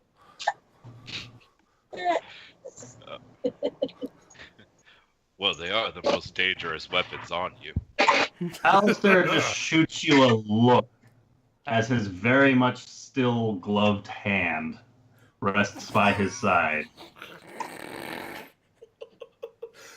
Oh, Oh my god! As he buttons I am close terribly his jacket sorry. and turns around and just starts How marching insensitive. towards the base of the pyramid. How Rafal just terribly has this, insensitive of shit me. I am. grin on his face. I am incredibly sorry. I am sorry. I shouldn't have made a joke like that. No, you should not have. Oh, hi, baby. As Alistair starts leading you guys back towards the guard post, and he presents the invitations, informing the guards that the two of you are his pluses to his invitation. And you can see his invitation has been written over to include not just a +1, but a +2 guests on his. As the guards, after the most recent incident, offers each of you a pat down, and I assume produce nothing, no hidden weapons or the like. No. After a brief pat down, and then 4 more guards come from the nearby assembly and start to escort you guys up the sides of this pyramid. And as you guys begin to rise up the steps of this pyramid structure, you get higher and higher above the crowd, and you can just see the gathered masses spread out before you to the point that it just starts to kind of blend together in this sea of bodies out there. And you continue to rise higher and higher above the rooftops of some of the nearby taller buildings even, and you continue to go up before you reach the top of the pyramid, about 80 feet up from the ground. And then you are presented with the grand entryway of Castle MistHaven, whose large doors, each of these doors themselves about 30 feet tall, are already opened up on either side of the room, and a red carpet has been drawn out. And it looks like it's only used for special occasions due to the lack of footprints present upon it. And Alistair starts leading you guys through the castle. It seems as though he's been here before and is a bit familiar with the layout. And he continues to effectively take the lead as much as the guard allows him to. And he leads you back through a couple of the rooms and hallways of the castle itself towards a lush garden that has been cultivated in one of the castle's courtyards. In varying portions of it, there are stone paths that lead and connect these smaller gardens present. One of these smaller gardens itself looks to be some kind of a miniaturized hedge maze of sorts. But about this space, there are many nobles and noble men and noble ladies gathered about in varying mingling statuses. Several musicians are playing about this courtyard. There are some servers carrying trays of food and goblets of wine, very much the air of a party about this space. I want to just take a quick look around and see what the diversity of races is amongst the party. Is it mostly human? Is it some elves? Is it? There are some humans, some high elves, some halflings, a couple of dwarves, but the majority is definitely humans, okay. I would say. Cool. As Alistair starts to point out from a distance some of the higher ups from the 5 main noble families. Over here, you'll see the Lord and Lady Arcona, who themselves got quite wealthy off of the first spice trades within MistHaven. It looks like Lord Toff Ornelos has made himself here, as he points towards an elderly gentleman who's seated on one of the benches, kind of off from the other crowds, hungrily snacking on a small pile of finger foods that he's got. He's the headmaster of the academy. And over there is the Lady Elijah Leron, the headmistress of the University of MistHaven. And is that, I believe, as he starts approaching another smaller crowd of individuals, the Lord Montagnon Jaeger, in the flesh. Well, I thought you'd be much too busy having owned every dock within the city. And this gentleman with grayer streaks adorning his red cropped hair kind of shoots Alistair a look that's like he's tolerating him. Not every dock in the city, but it won't be long, I'm sure. Good to see you, Alistair, as it always is at these functions. Your newest students, I presume, is kind of looking behind Alistair to the few gathered individuals behind him. Oh, no. These are invitations from the Queen herself, I'll have you know. Each one of them has saved the city at least once over in their time, and I believe at least once over in their future, so you ought to do best to pay your respects to them, you know. You should be on the lookout. They are up and coming, after all. And this gentleman just kind of, his eyes glaze over you as he turns back around to continue the conversation he was having before Alistair walked up. I'm sorry, can I get any of you a drink or a snack or something to liven up the atmosphere a bit? Are Yannick and Phelan with him still? They're all. Yep. I would love a drink. That would be fantastic. I would ask you to pace yourself as you are in the accompaniment of Oh, but the owners of yes, MistHaven. yes, if you will. just a little drink, just a very small one, just to liven things up, as you said. Like a wine tasting, but don't Yes, spit it out. like a wine tasting. We'll taste all of the. I mean, just a few of them.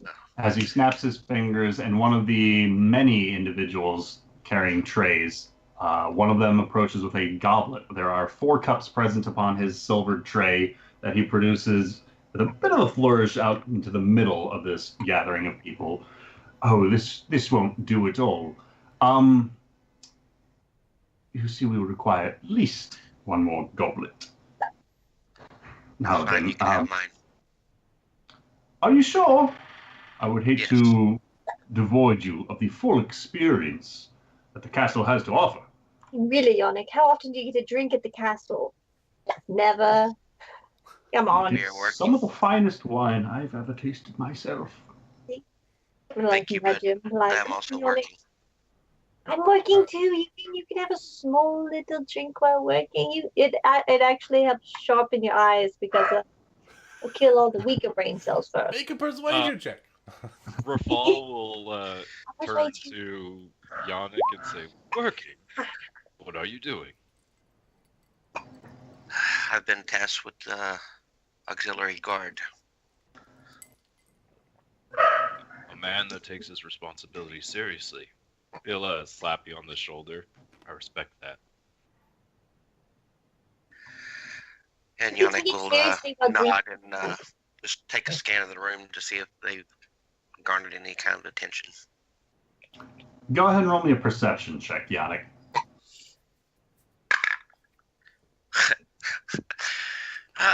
Natural 1. I'm standing right in front of you. Yannick, as you turn around from this newcomer to the party, you're immediately greeted by a beaming smile of a smaller halfling man and woman who are standing there, arms locked in one another. The woman seems to be a little bit deeper into her cups than the gentleman that she stands beside. Pardon me, did you come here with Alistair? Yes, I did. My name is Yannick. Well, if you wouldn't mind, I would like to gather his ear for but a moment. Alistair. Ah, the Carowinds. How lovely to see you again. My dear friends, this is Osseo Carowin and his lovely wife. And each of them smiles, continuing to beam as Alistair has used their names, and they seem kind of out of their element as they themselves are wearing kind of over-the-top garments. It looks like they spent a lot on their own clothes. We match. Alistair, I'll have you know, the wife and I have been planning another one of our renowned costume parties to have in about a month or so, and you are absolutely invited after your last appearance. I wouldn't think to throw another ball without you there. Balls? What? Last appearance, you must tell us. Oh, usually this one can't quite hold his wine as he would have you believe, and offered some sort of ancient rendition of a Shakespearean poet of some sort. Do tell them, Alistair. And he just kind of looking away. I'm afraid I don't recall the evening. Much of it was lost to me, but I do remember I enjoyed myself thoroughly. Oh yes, we had a grand time. He really is the life of any party. But anyways, Alistair, we just wanted to make it known that you are absolutely welcome back at any one of our balls, and we'll be having one soon, and we will send you an invitation. And Alistair's like, yeah, okay. He doesn't look very thrilled by it, as it seems this air of his ego has been deflated a little bit. Is the server still next to us? The server has since left. Okay. After the goblets were removed from his tray, presumably to fill it back up. Alistair, you have to tell us about these parties. That sounds quite exciting to go to a costume party. If it's anything like this, I'm in. Oh yes. Our next party, I believe, is going to be themed on the Empire's traditions, and so everyone will be wearing varying masks to hide their identities. So it will be thrilling. Nobody will know who anyone is. Oh, the surprise! have a I can mask. only wait to see what's going to happen. That sounds quite exciting. You'll have to come by the Phoenix Feather Inn and tell us more about it when we get it up and running again. Oh, I'm sorry, I haven't heard of that branch. What? It's very new. Oh, It's under construction as we speak right now. is that so? It is, yes. We're looking very forward to it being quite a hit. I look forward to hearing more about your line of inns, you said. Well, so far just the one, but one can Oh. hope that it'll expand. Oh, sure, yes, of course. And the entire time that this conversation's been going on, the woman locked around his elbow has just been staring Rafal up and down, making googly eyes at him, as Oh. she's like having a hard time keeping both of her eyes focused. Trying. I had a question, Ryan. Would you say that gnomish or halfling, or gnomes or halflings are more common in MistHaven? I think halflings are more common in MistHaven. Okay. Good to know. Anyways, Alistair, don't let us deter you any further. It was great seeing you, and come on, honey. We have others to mingle with. More invitations to be had, and Glorio! Glorio! As they start calling out towards the introduced Arcona and start making their way off.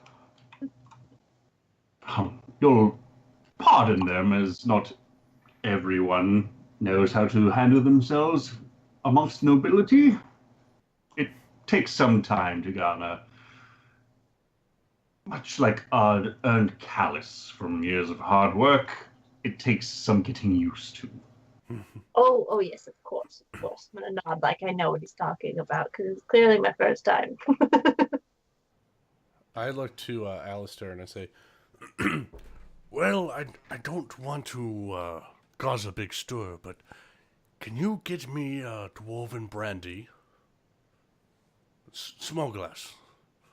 I'm not so sure they're serving hard alcohols, but I can ask one of the servants. If not, I'll take a glass of wine. That will be easier to come by. If you'll stop the gentleman passing by just behind you. Oh, you there. And this guy, just kind of frightened at the giant who has garnered his attention, turns slowly. I make it purposeful enough to get down to eye level with them. Basically getting down, crouching, low crouch. Say, would you happen to have a glass of wine that'll suit someone like me? Or even maybe something dwarvish in nature? We can exchange this goblet out for a goblet of the Valerian wine, if you would prefer. Valerian wine sounds fantastic. Haven't had that in ages. Sounds awful. I will be right back with that. Anyone else? Can I refill your beverages or take your empty mugs? I'm still working on mine, thank you. Very well. And Alistair hands over his emptied goblet and scoops up another one. Yeah, Rafal's really nursing his first one. Now, Alistair, don't drink too much. There are some times that we wish to drink to forget, and that last encounter, as well as that last party, I think is one of such occasions. Now, Well, if you my get friend. sick, just let me know. I can help you with that. Yes, he could carry you over his head the whole way home. I hope that's not necessary. I don't intend to get that deep into my cups. though it might be required if more encounters such as that happen. As he takes another sip from his goblet. No, then. How is it that you met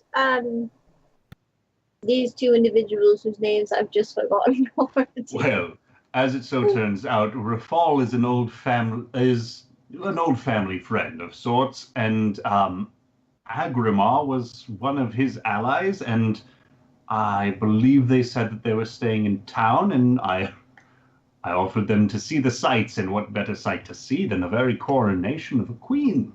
Well, that's the truth, indeed. I'd say that's a worthy reason to pull my +1, yes.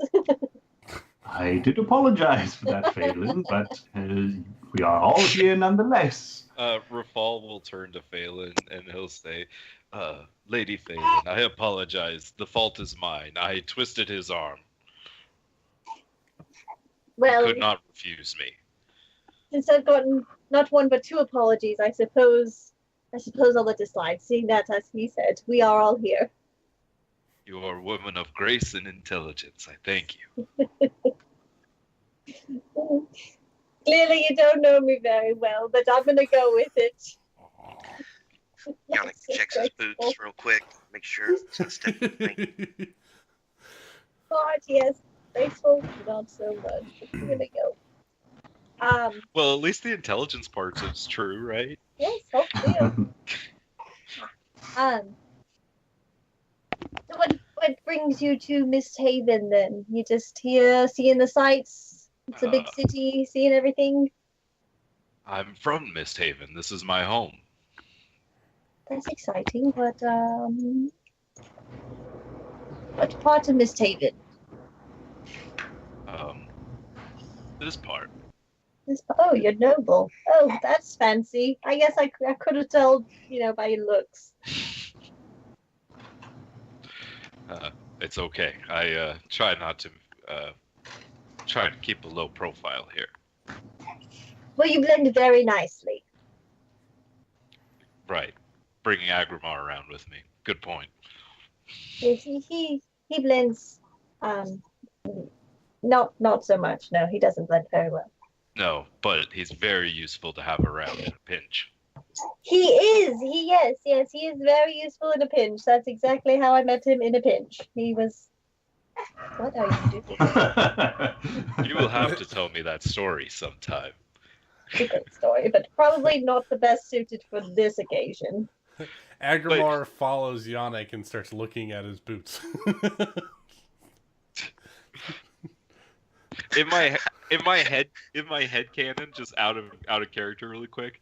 In my head canon, it's like Agrimar didn't tell Rafal about Phelan because he has like a little crush on this elf that like rescued him from that. He's just like, she was kind of cute, man. That's in my head canon. So, anyways, I didn't know her name, so I couldn't tell you about her.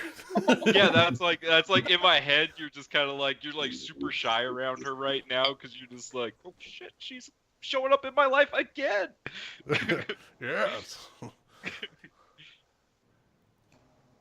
Sorry, go on. Awkward silence. My dear friends, I'll have you know that the Lady Phelan and Yannick here are partially responsible for the stopping of the vile criminal known as Corbin Reed himself. The very reason for the curfew about this city. Well, I suppose that we have you to thank for freeing the common people from this strain on their lives. Thank you. Yes, indeed. A toast is in order. I absolutely agree. To Phelan and Yannick, may their hearts continue to fight on I'm our... raising my glass to that one. Is there a different server walking by? Because I don't have a cup yet. You don't have a cup yet, and there is another server walking by with the same wine available. Excuse me. I could use a glass. Here you are, sir. Thank you. And I raised up my glass. And I'll add to Zephyr and Bickerstep as well. Oh, Yes. yes, the shifter one. She was great. Shifter. You do keep interesting company. Well, you know. Gotta do what you gotta do, right, Alistar? I suppose so. Anyways, as a few moments go by, the conversation continues before the same waiter comes back behind Agrimar and offers a single goblet upon his raised tray. So I finish the other one. I swap them out. It was a white, I'm afraid. I do hope it'll do, though. Oh, it'll do It just is of fine. an older Valyrian vintage, from deeper within our wine cellars. How old? About 150 years, I believe. That's a good year. Good year. You don't fucking know that. I'll take your word for it, sir. As he hands it off, bows his head as he steps back away from the party and turns around to go refill his tray. How can you drink that stuff, Agrimar? After all we've been through. That's just my question to you, sir. After all we've been through, how could you not drink this stuff? I suppose it is the one good thing from there. Yes. Well, I would thank you. while saying that, I would like to just spend time.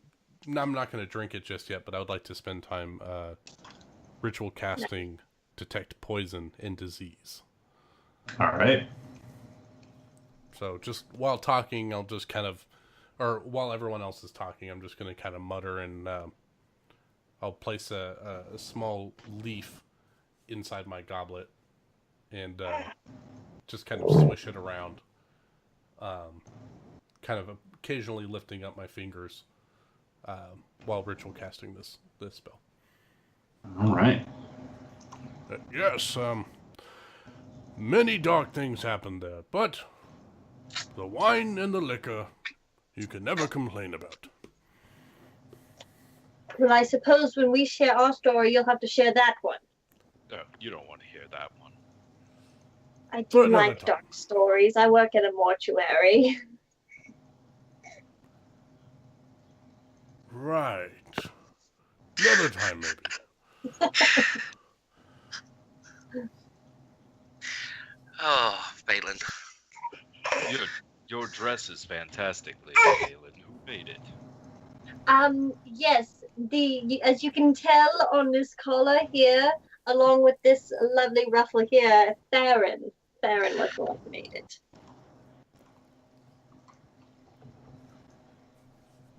He was sure to, what's the word? Put in his own title in the fabric, because he knew I was going to meet the queen today, so he wanted to make sure he got his name out there. And he was exquisite. He did this masterpiece in under 12 hours. Under This 12 along with- hours, you say? This along with two other garments. My friend Yannick, you can see his cloak with the lovely phoenix, and then Bickerstaff, wherever he ran off to, he dressed him as well. Truly a feat in and of itself. Yes, Bickerstaff is very tall and requires quite a lot of clothing, not unlike yourself, Agrimar. Oh, I remember the big fellow. Yeah. He was about, yay high, and he points to kind of like mid-peck. Yes, it's hard to dress these big and tall fellows.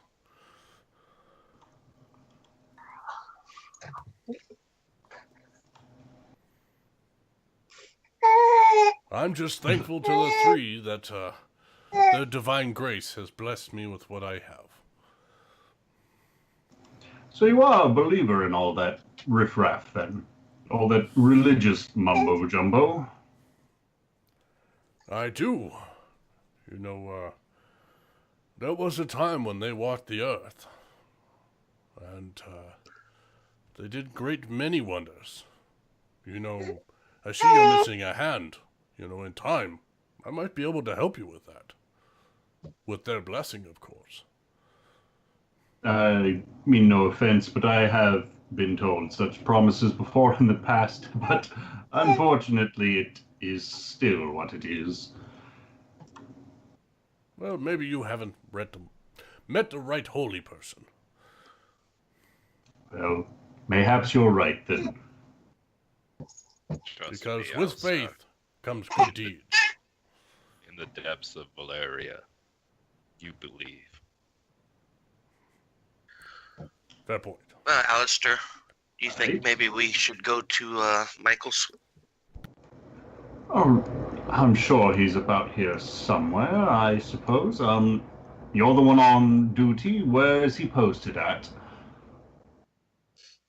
Oh, he's around here somewhere, that's for sure. Yes, yes. Just look for bigger stuff. Can I scan the crowd, see if I find bigger stuff? Roll me a perception check. 23. You don't see Bickerstaff, but you do see the doors at the opposite end of this garden courtyard. Not the entrance that everyone else has come in through, but the other set of doors has opened up, and a large woman wearing plate mail has stepped into this space, and she leans forward to speak to a number of the guards who are gathered about, and they kind of spread out, and you can see there's about 20 guards present within the entirety of this garden space. Each of them, sword at their hip, crossbow at their side, and a shield strapped to their arm, and each of them standing at attention, their eyes very much keen upon as they drift from guest to guest. As this woman stands back up and adjusts herself, stepping into the sunlight, you can see what looks to be a faint scar tracing the side of her cheek as she looks about, and the bone structure of this woman alone informs you that she is of Strider descent as she starts making her way forward into the garden courtyards. But there's no sign of Bickerstaff. Alistair, is that her over there? Michael? Or is Michael the girl? Michael's a boy. As his gaze looks over the, oh, no, that's one of my former students, Sabrina Marin. I remember That's the Sabrina. story. That is an interesting story for sure. She looks pleasant. Very pleasant. As her own eyes go from surveying the crowd, they just lock with Alistair's, and she just starts to approach. Oh yes, this is I'm gonna be gonna yummy. if she gets close, I'm gonna keep And he just finishes the goblet of wine he has and scoops up another from one of the passing trays. Rafal turns around. Oh, this has got to be good. Oh goodness. I'm so excited. I'm gonna stay very quiet and just hold my goblet closer to me and just kind of sip on it more frequently and just kind of I see Rafal, and I make it a point to try to obscure him from this newcomer. Alright. As she continues to cross the courtyard, going about 60 feet or so from end to end, as she makes her way closer, her gaze shifts from Alistair to those kind of standing around him. And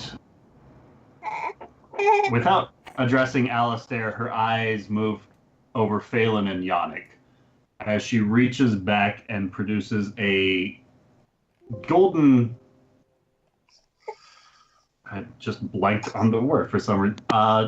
Item that likes of which you guys have not seen since you handed it over to Cassandra Creed. A golden brooch of the royal seal itself, of an imp and a house drake intertwined in a yin-yang like pattern surrounding one another. And she outstretches her arm. How do you wish to be introduced to the queen? By what titles? Yannick, you go first. Okay. Yannick will bow his head. I'll go first, and we can be followed in. All right, then tell me, by what title do you wish to be introduced to the Queen? Did I get promoted yet? Out of character? Have you been promoted yet? Yeah. Or Nope. still stuck in Sergeant? Damn it. Alright. Sergeant Yannick Egg, liaison to the Phoenix Order.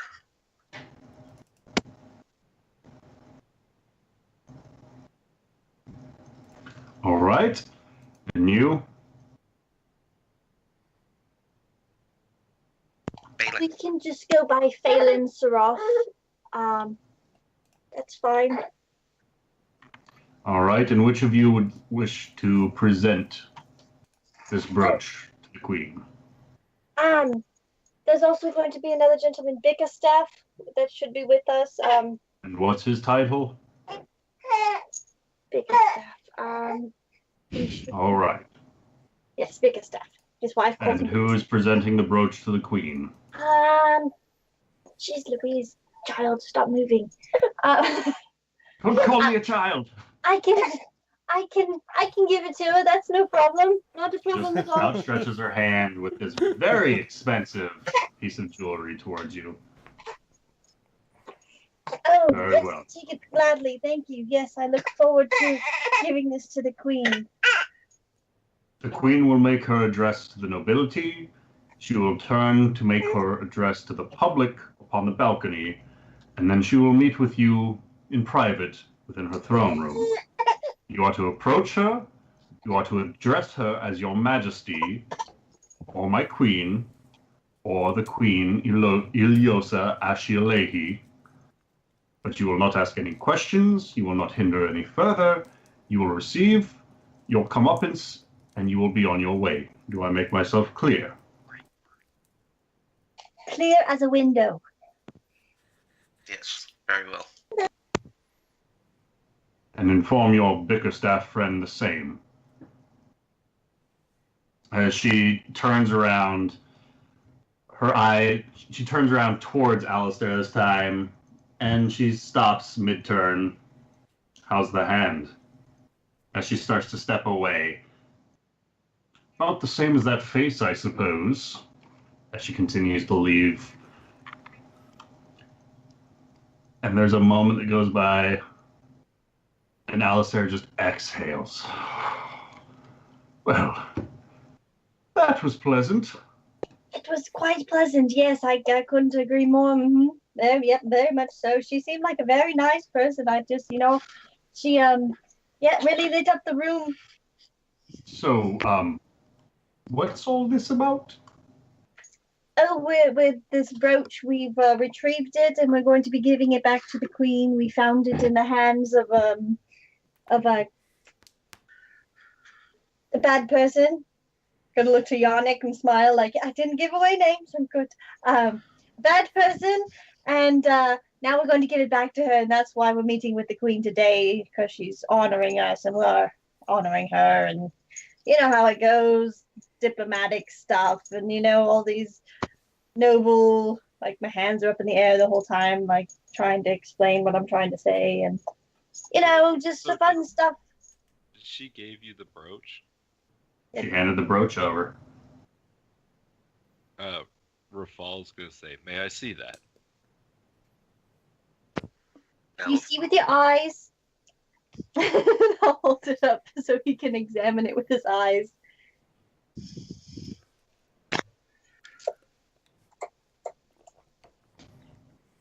Interesting. Thank you. Does it look familiar to you?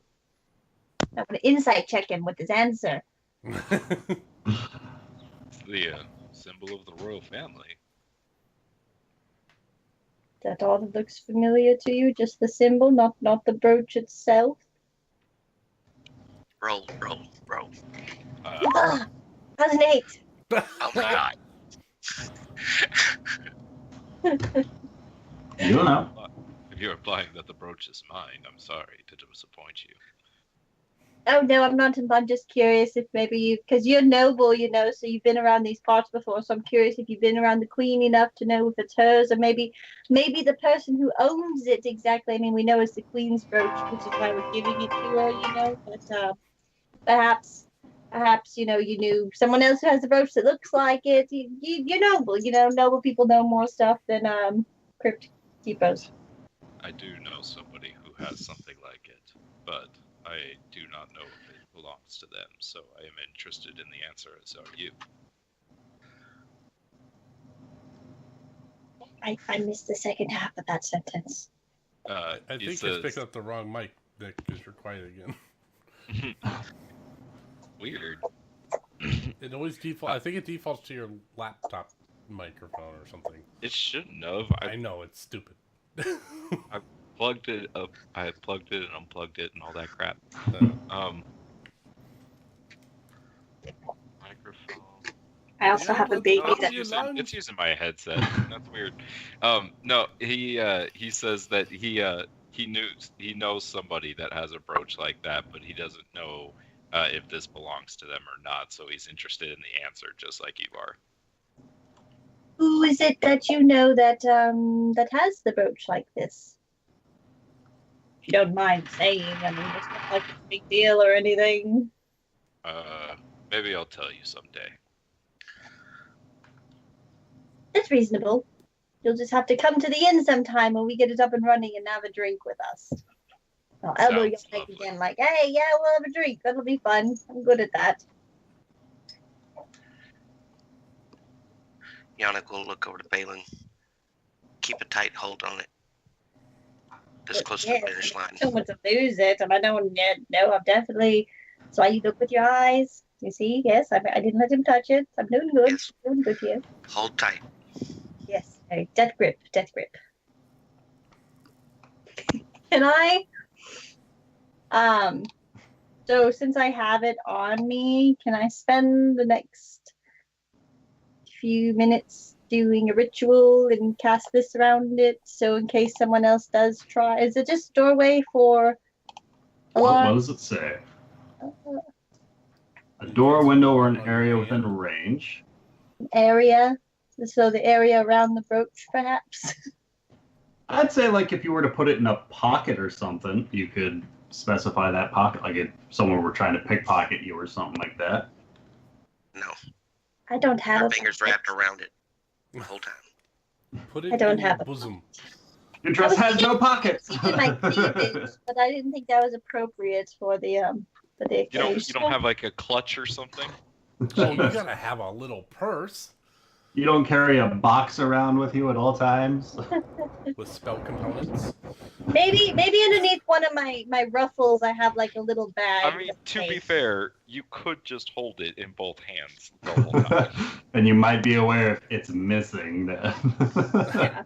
I'll just hold on to it. But thinking of spell components, I definitely would have a little sack underneath one of my ruffles that has everything, so I can get it easily. But the ruffle hides it, so. That's actually historically accurate too, because old European dresses had pockets built in underneath the ruffles. See, it's perfect. It's like I knew what I was don't know talking why I know that. I saw a YouTube video about it one time, but it's true just with you. Thanks, YouTube. because women weren't allowed to have pockets, so they had to have things sewn into their dresses so that way they could store things. It's about right. Women still can't have pockets for some reason. I don't know. Just get better pants. That's all I can say. Don't make women pants with pockets. Just get little boy jeans. There you go. Yeah. Like James and then bedazzle the shit out of them. There you go. So Phelan, what are you doing with the brooch then? I'm holding it in one hand very firmly, and then my goblet in the other hand. So. All right. Very important. God forbid not have a goblet. Yeah, we're at a party. You have to drink. Be rude not to. Jonic, jeez, you're being rude. Do I detect any poisons going on, or has been mentioned? What's the range on it? 30 feet? 30 feet. 30-foot radius. Agrimar, you're sensing the occasional poison that is effectively the alcoholic beverages nearby, but nothing nefarious, nothing more nefarious. Okay, than nothing that. more than just strong wine or something. Yeah. Okay. Good to know. And after a few more moments of mingling amongst some of the city's nobility, the Sabrina Marin once again returns at the entryway of that doorway to the north, and she calls, standing at attention, arms at either side, Her Royal Majesty, Queen Leosa Ashialehi. And as the guests start to kind of quiet down, the band stops playing, and the Queen steps a few feet into the garden, extremely beautiful, with thick and curling crimson hair, large eyes of an icy blue, and a slender but womanly figure as she softly approaches the guests towards the courtyard. She herself is garbed in varying So baby Dark- cries out in the crowd. dark colors and a black veil across her form as she appears to be in mourning of some degree. As she is approaching the center of the courtyard, as a very vile and horrible sound happens. A couple of things are going to happen at this point in time. But first, everybody roll me some initiative. Oh, shit. What? Alistair, get your one hand ready. Oh, man. All right. I should have Where put the are we? brooch I in my can't find pocket. me. Oh, there we are. Okay, I found us. Where are we? Okay, Oh, so that's my not bad. AC is 16 right Oh, where's Bickerstaff? Damn it! You don't know. Oh, you Even gave in up your shield, didn't you? Yeah. No, he didn't even bring it because he's good. Because he's good. He did what Alistar asked. He had a decorative, sword.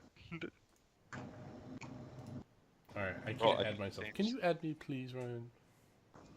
Grima. Oh, Thank you. That rolled my initiative, but it didn't add my. I don't think Rafal's token is connected to his character sheet yet. Because Is your picture Thor? Yeah. You didn't get that from my description? Oh my goodness. Chiseled from the gods. Let me help you. Definitely chiseled from the gods, yes.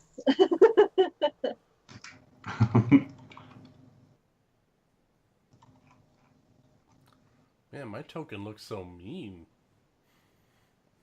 What you picked. I sent you a new one. I said also- that was temporary. I think the funny thing is I that don't that think I is got that. technically also a god. It's in our chat, We've got multiple pantheons going on right now. right? I can send it again to you, Ryan. It's fine. All right. 6 for Yannick. Nice. Thank God I'm not drinking. We're about to fight you to be happy. As this horrifying scream cuts through this silence about the area, the percussionist's appearance tears through an illusory disguise, revealing a massive individual covered with purple tattoos and soulless eyes. The defective Requisitor Xerxes, who has Oh, shit. launched one of his drums out towards a nearby crowd of nobles in the direction of the now screaming woman. The second musician, It's a little gnome, I'm guessing. is of a halfling individual whose illusory appearance fades about both himself and his large cello. And as his illusion fades, it appears Yep, it's a gnome. that his cello also changes. The varnished wood strips away, becoming glass-like and brassy metallic. This large glass tube, nearly 4 times the size of the gnome himself, who is now well-shaven, clean-cut, and is wearing a single goggle piece over one of his eyes. Inside of his glass tube is a venomously toxic, deep green neon fluid that sloshes about. Oh, fuck. As Xerxes' drum rolls to a halt, the drum head itself begins to glow into a bright flash of light as a vile figure stands up on top of the drum head. No. What? Though No. hatless, Corbin Reed stands up in this space. Hello, lovelies. Didn't think I'd miss our own queen's coronation, did ya? Agrimar, being the very first at the top of the initiative, roll me 1d20, please. Assassinating a king sets my name into the history books, even if it was for another's benefit, as he shoots a wink up towards the north. Then he turns back towards the nearby nobles, but relieving a city of all of its royalty, and I'll be remembered forever as a legend. Wait, but he doesn't have a head? How's he shooting winks if he has no head? He has a head. He does not have a hat. Oh, he doesn't have a hat. As Reed is monologuing, Darius, the gnomish individual, has strapped this large glass tube onto his back and yanked down some sort of tube-like lever down to his side as he lets out a bit of a crackling grin. As those guards most immediately nearby all let out a howl of agony, this scream that was heard, as one by one they collapse about this space, as this inky blackness starts to creep out from each one of their opened orifices, leaking from their eyes, their ears, their nostrils, and seeping out from beneath their armor itself. Each one of these black tendrils of darkness slowly coiling up towards that tube within Darius's hand, and it slowly fills up the back of this glass chamber behind him as he lets out a bit of a chuckle himself. And with that, Agrimar, what would you like to do? Well, shit. All right. Okay, so in Ryan's world, we have to torch all the bodies. Got it. White Walkers. I will, very first Grab your off, weapon. I will say to Alistar, Alistar, I need my hammer, my maul. And then I will cast, with a range of 30 feet, I'm going to cast Bless on Yannick, Phelan, and Rafal. Go. Hey. Hashtag blessed. Hashtag blessed. Tag indeed. I do have this on my character sheet because, you know, clerics have all the spells, so I don't want to break roll 20. So, Boom! get a D4. So attack rolls or saving throw. Attack rolls or saving throws.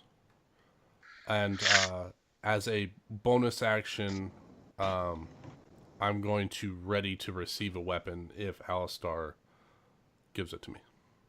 All right. If that's possible, you know, just to interact. But I will move up in front here. Actually, I'll move up to in front of Alistar. All right. As you yourself you stand proudly, defiantly Full towards height. the front of the party at full height.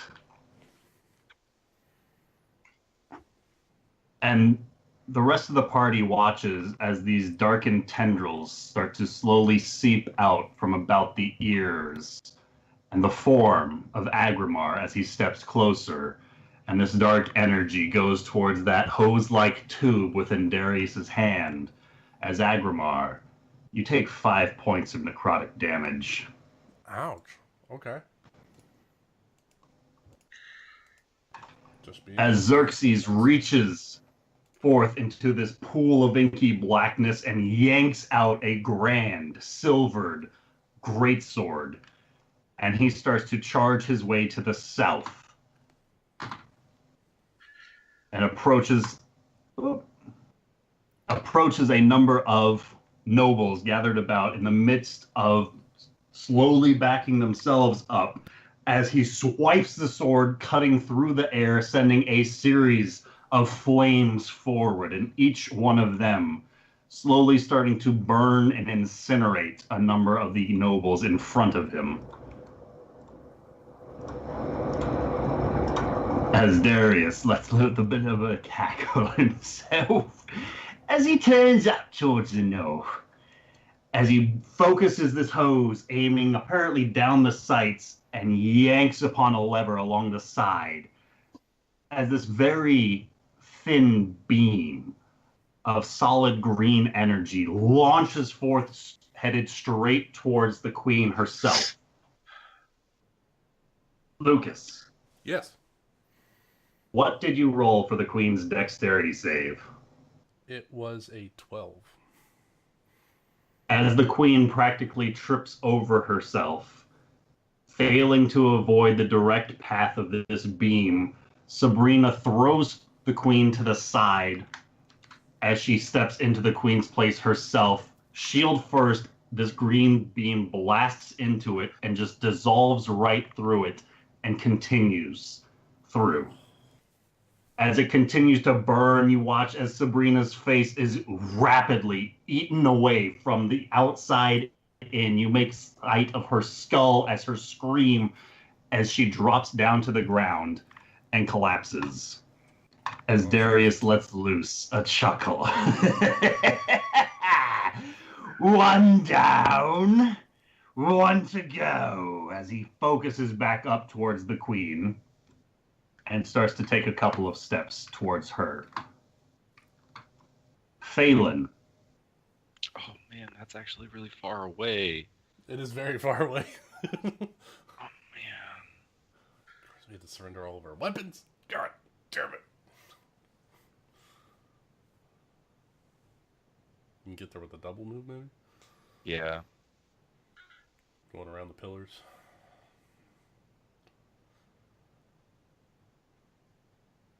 Phelan, muted.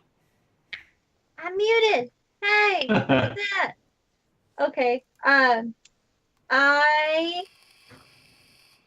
am going to target Corbin. Step closer first. I want to step next to this lovely guard here. There's 10 feet. And I'm going to step 1 more feet so I can get in front of him. And I'm going to target Corbin with my new found friend. I'm just going to look at him and yes, I'm just gonna like what's that one movie, you know, where they just open their mouth and vomit just sprays. The Exorcist? Yeah, the Exorcist. I'm just gonna spray it at Corbin. Oh god, that's disgusting. Opens her maw for a that's awesome. vomit. A projectile vomit 60 feet across the way through What this Oh. beautiful garden best. courtyard. Oh. Phelan, you Never watch cast as, that again. Please do. you watch as this spew of disgustingness that leaves your mouth splashes down about the stonework, splashing along some of the neatly trimmed grass and the like as it slowly starts to corrode and burn through it, but seemingly passes right through Corbin's form. Oh, he's not actually there. He doesn't seem to pay any mind to this whatsoever. Anything else you would like to do? I Regret all my decisions in life. I'm gonna wipe Oh my God, mouth. I'm gonna need another and, drink after this. wait for my next turn. Be very confused. Can I? is there a check I can do maybe since I'm arcane? Can I understand why it went through him? I know dead people. On your next turn, absolutely. Okay. Rafal. Rafal will Yannick has a long sword on his belt, right? You certainly hope Yep. so. Rafal will turn to Yannick and say, "Can I borrow that?" Take it. He yanks it out of the scabbard, Yanking it out of the scabbard. and he's going to use his action to double move and stand in front of this gnome. All right. Is there a shield?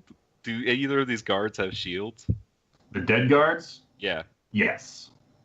Each one. Could I use a bonus action to pick up the shield?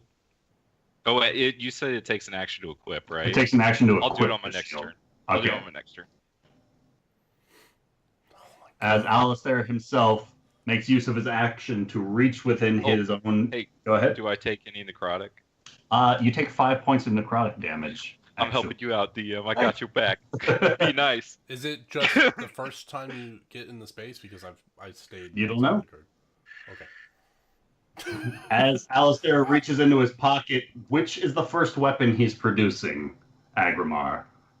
Effectively, which is the one that you want right now? The maul. The maul. You see him start to pull it out, and as the weight comes to this plane of existence, it is heavier and heavier, and he's starting to struggle as you reach forth with one hand and just take it out of his hands, like an adult taking a toy from a small I child. took candy from a one-armed man. And Alistair himself, having made use of his action, starts to circle back round, putting himself between the Requisitor and Phelan. Yannick. Oh.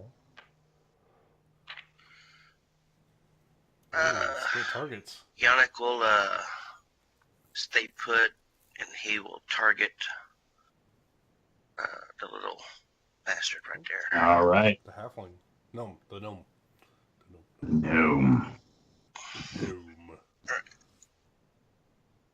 No, my God. 12. 12. Man, He's not I'm gonna having hit. the best day today, Ted. Yep. As you Awesome. launch an arrow and it just scrapes off of the side of the large glass tube. It takes up the majority of his form from the back, proving to be a more difficult shot. Now, is that plus your D4? Oh, Less? added D4 for no. attack roll. Okay. Oh, cool. And I will also use my bonus action to Hunter's Mark.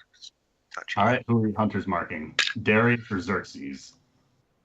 The gnome, whatever his name is. All right. Darius. So that's adding a +2. So 14 total. So 14 total does not hit. Wiley, man. little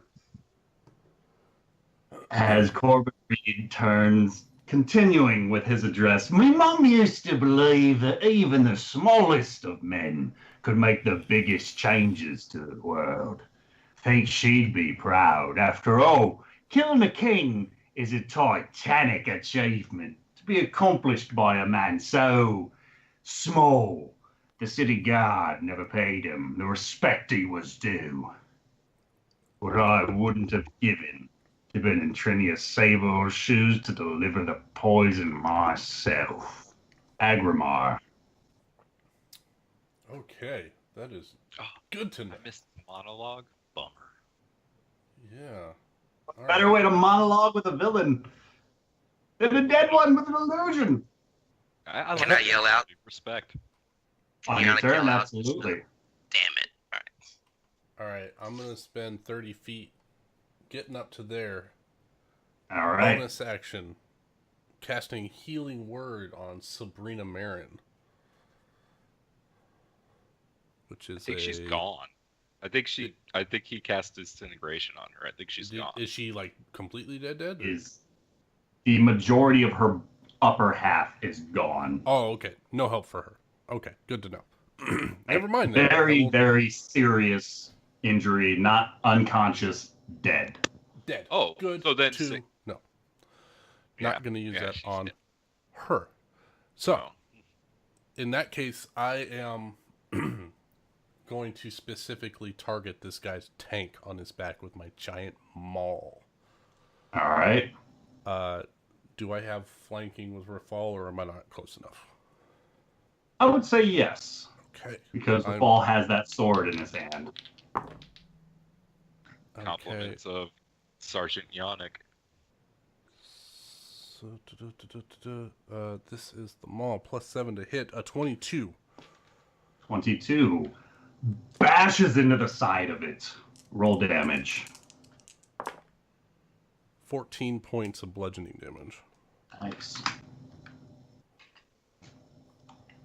And let's see, can I do anything else as a bonus action? No, that is it. All right. That's it. As you end your turn, the necrotic energy continues to sap at your life force. You take 5 points of necrotic damage. Can I get a Constitution save, please? Concentration. What's my save? Thank goodness. That's a 10. 10. You are going to succeed at that.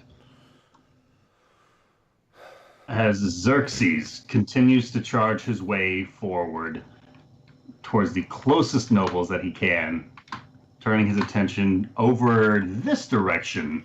Greatsword in hand, he takes 2 wide swipes, once and again, each one of them slicing down a noble as he swings his blade. Oh. As the blade connects with their persons, he is not only tearing through their flesh, but flames leap out of the wound, sending sparks firing across the clothing as their forms collapse beside him. Rafal can see him doing that pretty clearly. Does it Yes. look like he's targeting specific nobles or just killing whoever is closest to him? Roll me an insight check on your turn. Okay. Will that count as an action or anything? It will not. No, that'll Okay. be one of those freebies. Cool. As cool, the cool. queen herself stands herself back up, making use of half of her movement, looks down at her fallen bodyguard and scrambles backwards as a number of guards close in behind that entryway, taking aim. And can each of you roll me 2 d20s?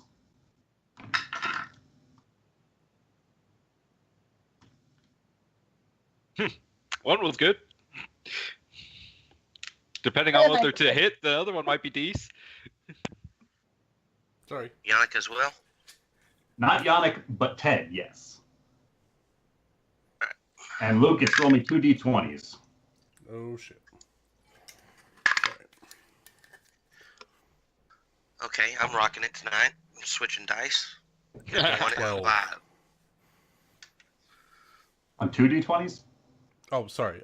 12 and a 10. Okay. So, and Ted, what was your first die result? 1. 1. Okay. So only 2 of the guards to the north side managed to hit Darius, who has just effectively committed a very heinous crime. Nick, go ahead and roll me 2d6 for that, as the guards to the north clip him. And Lucas, what was your second die roll? And Ted, what was your second die roll? It was a 12 and a 10. 12 and a 10. As Mine was a 5 on the second. each of these shots made against the Requisitor, who is continuing to slay nobles within this space, managed to go either into his armor and just splinter off, or go wide and just barely miss him. As effectively on initiative count 20 for the remaining guards, everyone's going to roll a d20. The first one for Darius, second one for Xerxes. Okay, cool. As with that, Darius is up. as he shifts his attention about seeing the large man behind him who just took a swipe at his large glass tube. He turns the hose towards you and goes for the lever, but it only goes down about halfway. Agrimar, can I get a Constitution save from you? Okay, yeah. Come on. Ooh. As a trickle of this brackish green plus energy 6, releases out the tube. 23. 23. As you are going to take 11 points of necrotic damage. Ooh. As these blackened greenish tendrils wrap about you and start to tear you down in a similar fashion to a number of the guards nearby. As you resist it, they start to pull away from you as you stand back tall. Phelan.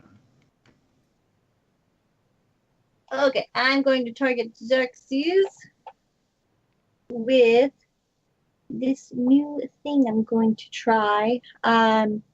Out of my fingertips, this black smoke-like stuff is going to come out. Not do anything, but it's gonna like snake its way over Xerxes and wrap around him and dissipate. As these black tentacles, like that of an octopus, start lashing and wrapping around Xerxes' form, they just puff away into a dark black cloud as he shrugs his shoulders, and they don't manage to do any further damage to him. Wait, so is that a hit and a con save? Yeah, what it is. No, the is con if is she if on a hits, hit. then the con save matters. So Okay. she didn't hit, so the con save doesn't matter. Cool beans. I had to read it too. I was like, wow. Anything else, Phelan? Fuck. Nope. Cursing's a free action. I'm gonna yell at Xerxes and say, "Why don't you pick on someone your own size, you baboon?" Oh, fuck.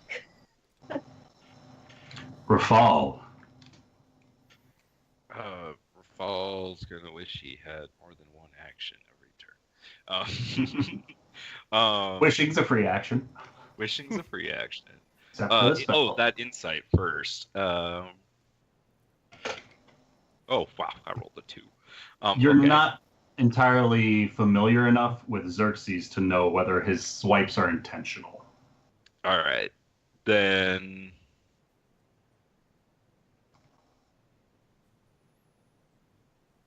Rafal's gonna he's going to start kind of near the he's going to hold his hand out flat, and he's just going to start near the hilt of his blade, and he's just going to be staring very intently at this gnome in front of him. He's going to say, "You're going to pay for the lives of the people that you took, and you're going to leave this city in pieces." And he's going to use his channel divinity and use sacred weapon. And so he's going to imbue this longsword with positive energy. And for a minute, I get to add my charisma modifier to attack rolls made with the weapon. And the weapon also emits a bright light in a 20-foot radius and a dim light in 20 feet beyond that. And if the weapon is not already magical, it becomes magical for the duration. All right. Is that a concentration spell? Nope, that's my Awesome. channel divinity. Awesome. I can only use it once. But it takes my action to do that. Don't think I have a good bonus action.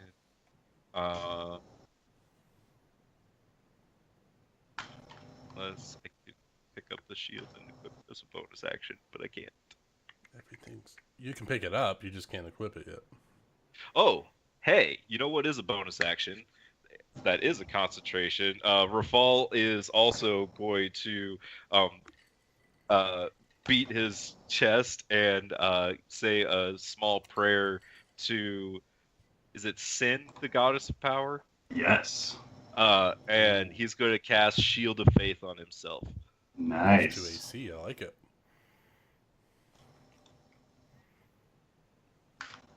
As that is happening, Alistair continues to charge his way forward, reaching deep into his pocket once again and producing his own rapier. As he brandishes it out, he does not have the action to attack with it, however. With that, Yannick. Know that feel, bro. Yeah, totally the wrong way. I've got to do all that setup before you can fight, right? Alistair, you need to run them their weapons. Everybody protect the queen first. Everything else is a distraction. Kill the gnome.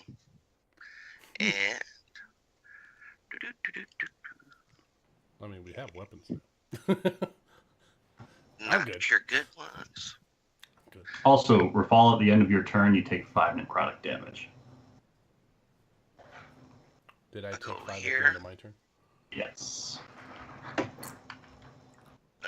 So... And I take aim at the gnome again. This time, I've already got Hunter's Mark on him. Yes, you do. Can I cast Entanglement Strike? And will they Is it a stack? concentration?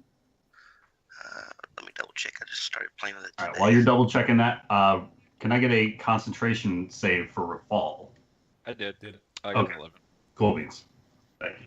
I was on top of it because I thought about it and I was like, "Fuck, that sucks." Yeah. No, Luckily, I have a instantaneous, plus no 6. concentration. So...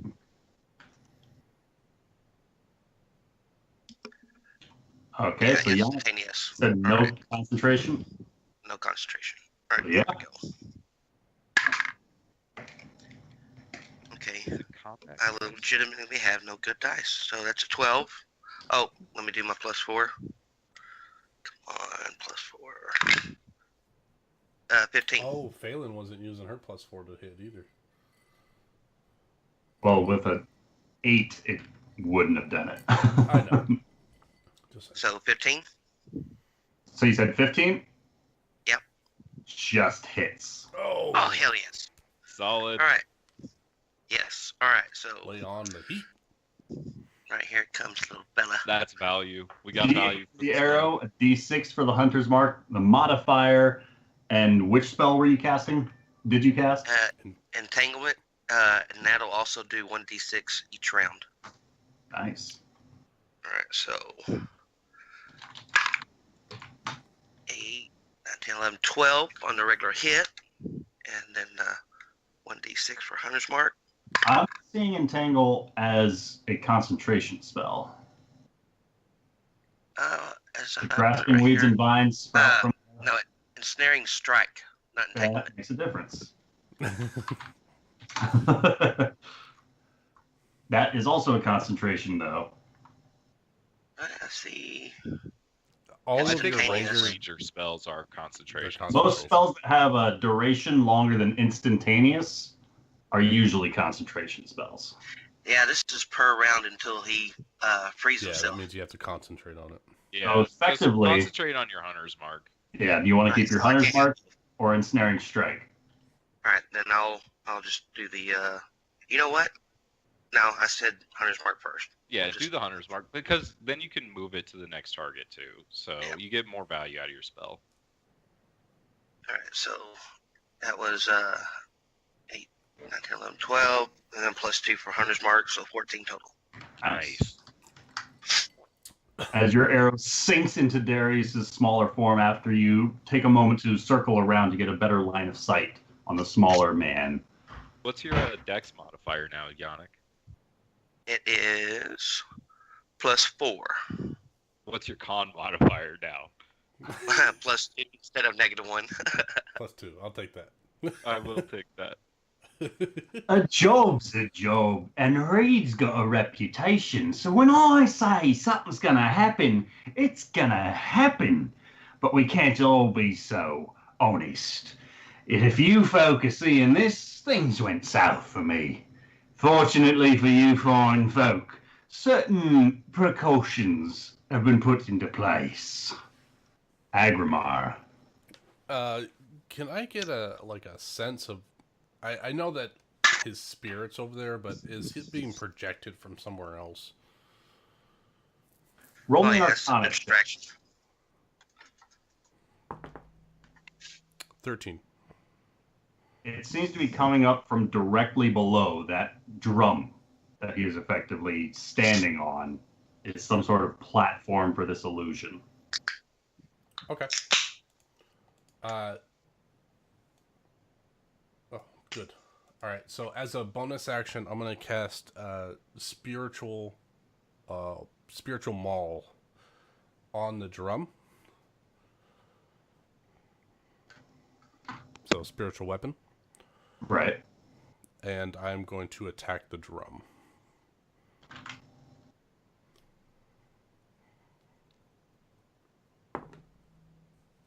If I may. Swing it. All right. I gotta figure out what my plus is. I think it's a +7 on my spells. Yes. Ooh. Yeah, +7. So that's gonna be a 16 to hit. 16 does not hit. Does not hit the drum. It does not hit the drum as it scrapes off of its surface. All right. Effectively, you hit the drum, but not hard enough to affect the illusion. Right. Okay. In that case, I will fully encompass this creature from behind. And make sure I cast that so I don't lose the thing. And I would like to smash this guy with my maul. I'm going to go for the glass again. All right, swing away. Ooh, there we go. Let's see. +7 to hit, 24 to hit. 24 hits. Let's see, that's +4 damage, so 8 points of bludgeoning damage. As you once again take a hefty swipe and crash it against the glass case just over where his head is.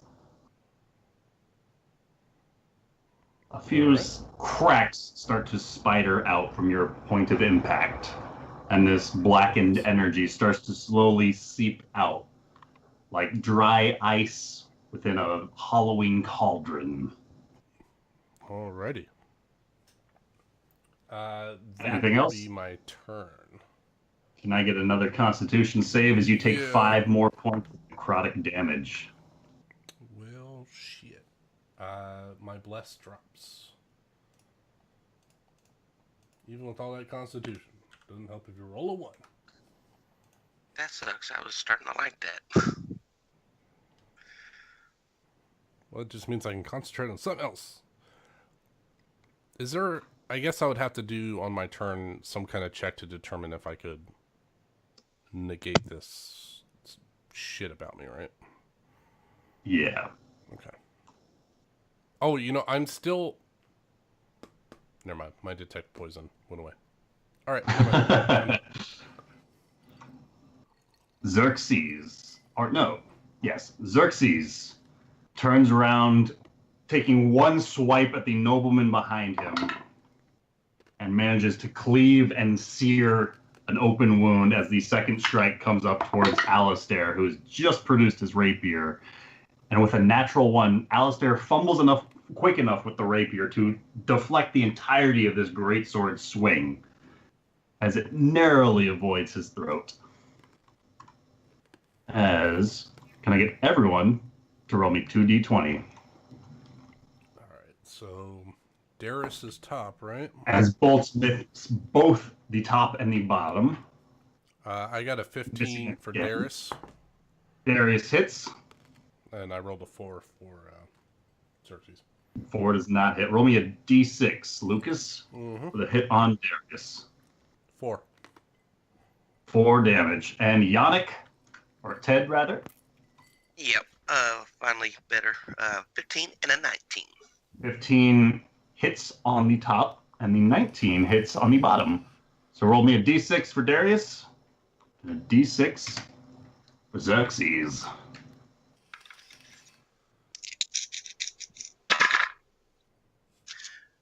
5 for Darius, 3 for Xerxes. All right. as the guards once again shower a number of crossbow bolts across this garden space and begin reloading as Darius.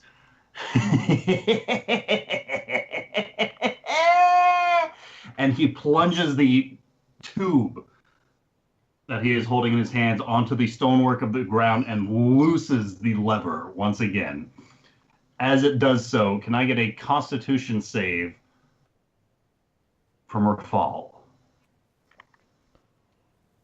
As the stonework billows outwards with this negative energy, you manage to resist it almost in its entirety, as you manage to get clipped by a couple of the looser boulders, not the stonework, stone tiles. That is not right. Yeah, And only takes that's 7 points. 15. Only takes 7 points of bludgeoning damage as this happens, as he continues to circle about to right here, stepping over one of the dead guardsmen as he does so, forcing the tube of his device back out from the stonework. And he looks at you, Rafal, with a hideous glare as this necrotic energy wafting across his form, seemingly reacting to the light that is present across your sword, as the necrotic energy burns into his figure somewhat at this close proximity to your light. Balin. Okay, I'm gonna try this one more time. Nice. Yeah. 24 to hit. As you loose a spell across the way, this time the blackened tentacles grapple hold. Did I forget to have you do a con save again? Yeah, that's okay. I got it. That's Thank funny. you, sir. As these blackened tendrils wrap hold around Xerxes' form, this time they do not waft away. As your spell takes hold, effectively... Your damage isn't attached to that spell. He just deals half damage with weapon attacks that use strength now. All right. So he doesn't take damage, he just... Remind me of that on his He's turn. emasculated. Yes. Actually, Rafal. Which I'll be right back. So hopefully I don't have to remind you too soon. All right. Rafal finally gets to attack this guy. Come on, Rafal. He's going to cut this gnome off, and he's going to attack him with this sword. With advantage. So I get +3 to this, and advantage. Nice. I'm just gonna hold on. Open the sheet. Just add 3. We can figure out how to do that later. 22 is going to hit, dealing 11 points of slashing damage. Then I'm going to use Divine Smite. Bring it on.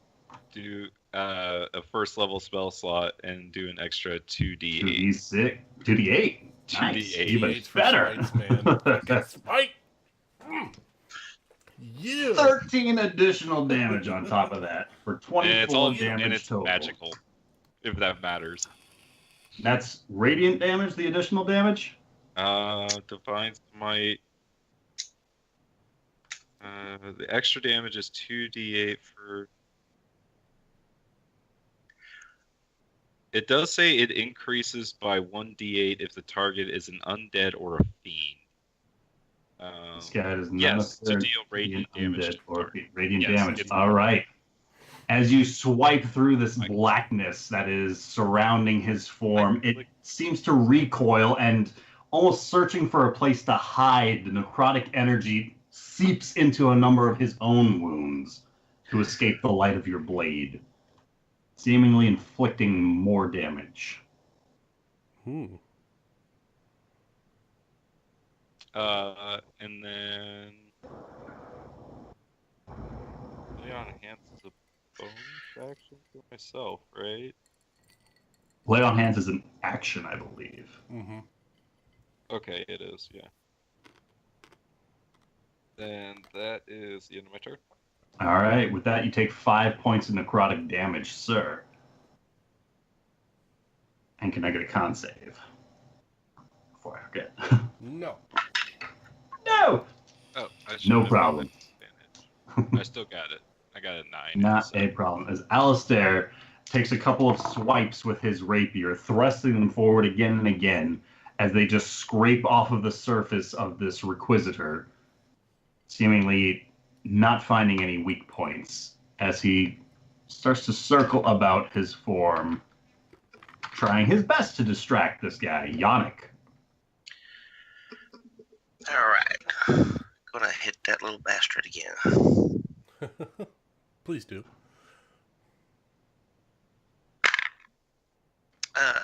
Natural 18. Natural Nice. 18 is So going to that's hit. 26. Yep. All right. So 1d8 plus 4, 5, and then my 1d6, 4. So 9 total. 9 total. Awesome. Anything else? Man, this gnome is one tough cookie. No, Cookie's not here. Ah! She's here in spirit. Yannick yelled to the guards, target the gnome. Absolutely. All right, so Yannick, protect the queen, target the gnome. All right, as you are shouting this out to the garden space, Yannick, from beneath the surface of these cobblestones that you are standing on, necrotic energy starts to seep into your form. You take 5 points of necrotic damage, and I need a constitution save from you, please. Damn it. It's just to maintain concentration on your spell. Gotta beat 10. Oh, yeah, I got 13 total. 13 total. You manage to maintain concentration on your spell. You still take that 5 necrotic damage.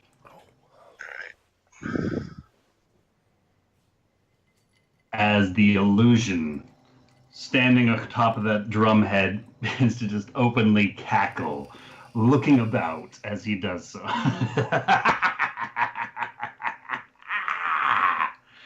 It warms my heart, just the thought of what is happening right now. Agrimar. All right. Bonus action. I'm going to attack the drum again. All right. There's a better one. 19. 19. As the sword swipes, roll damage. All right. And I believe that is a D8. D8 plus 4 force damage. That's 7 points of force damage. As it cleaves down into the drum with a hefty, bassy thump, the form of Corbin Reed, amidst cackle, just vanishes, dissipating through the air in a cloud of rainbows, silencing his voice. All right. So I kind of mentally do that. Looking at this little gnome guy, how is this tank attached? Agrimar, Yes. as you shift your attention from the drumhead back towards the small little gnome guy, his monocle, like goggled eye, locks with your own. And it seems to shift in focus in a means. Can I get a con save from you, please? Oh, shit. Yeah. Oh, whoop, whoop. That's a 19 on the die, so a 25. Nice. All right. Feel free to continue. Okay. How does this tank look attached to this little fellow? By a number of straps. Okay, so I can't just rip it off him easily. Okay, so I see this little eyepiece. I'm going to attempt to rip it off of his face. You can certainly I'd try. like to try. Go ahead and roll me an attack, sir. Attack. Still with advantage? For flanking? I'll say sure. For size? For science? Would this be plus strength? Dexterity for this. Dexterity. Still good. 19. 19. Let's see. Natural 19 on the die. Fucking Plus little 3. Alright. As this guy is a very small, very wily individual. And in the brief moment that you hesitated as his eye was doing whatever it was doing, he took advantage of your hesitation to turn himself in just enough of a fashion to throw your swipe off. All right. Well, that's my turn. As you end your turn, you take 5 points of necrotic damage as this blackened smoke continues to seep into your form.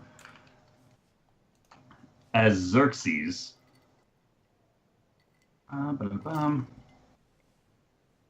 as these blackish energy tendrils continue to writhe about Xerxes, he turns his gaze from Alistair, who he's engaged with, back up towards Phelan. And he swipes with his sword. As he does so, flames sear through the air. And Phelan, Oh dear. the first of these flames is going to be an 11 to hit at disadvantage because he's in melee. No. Followed by a 16 to hit.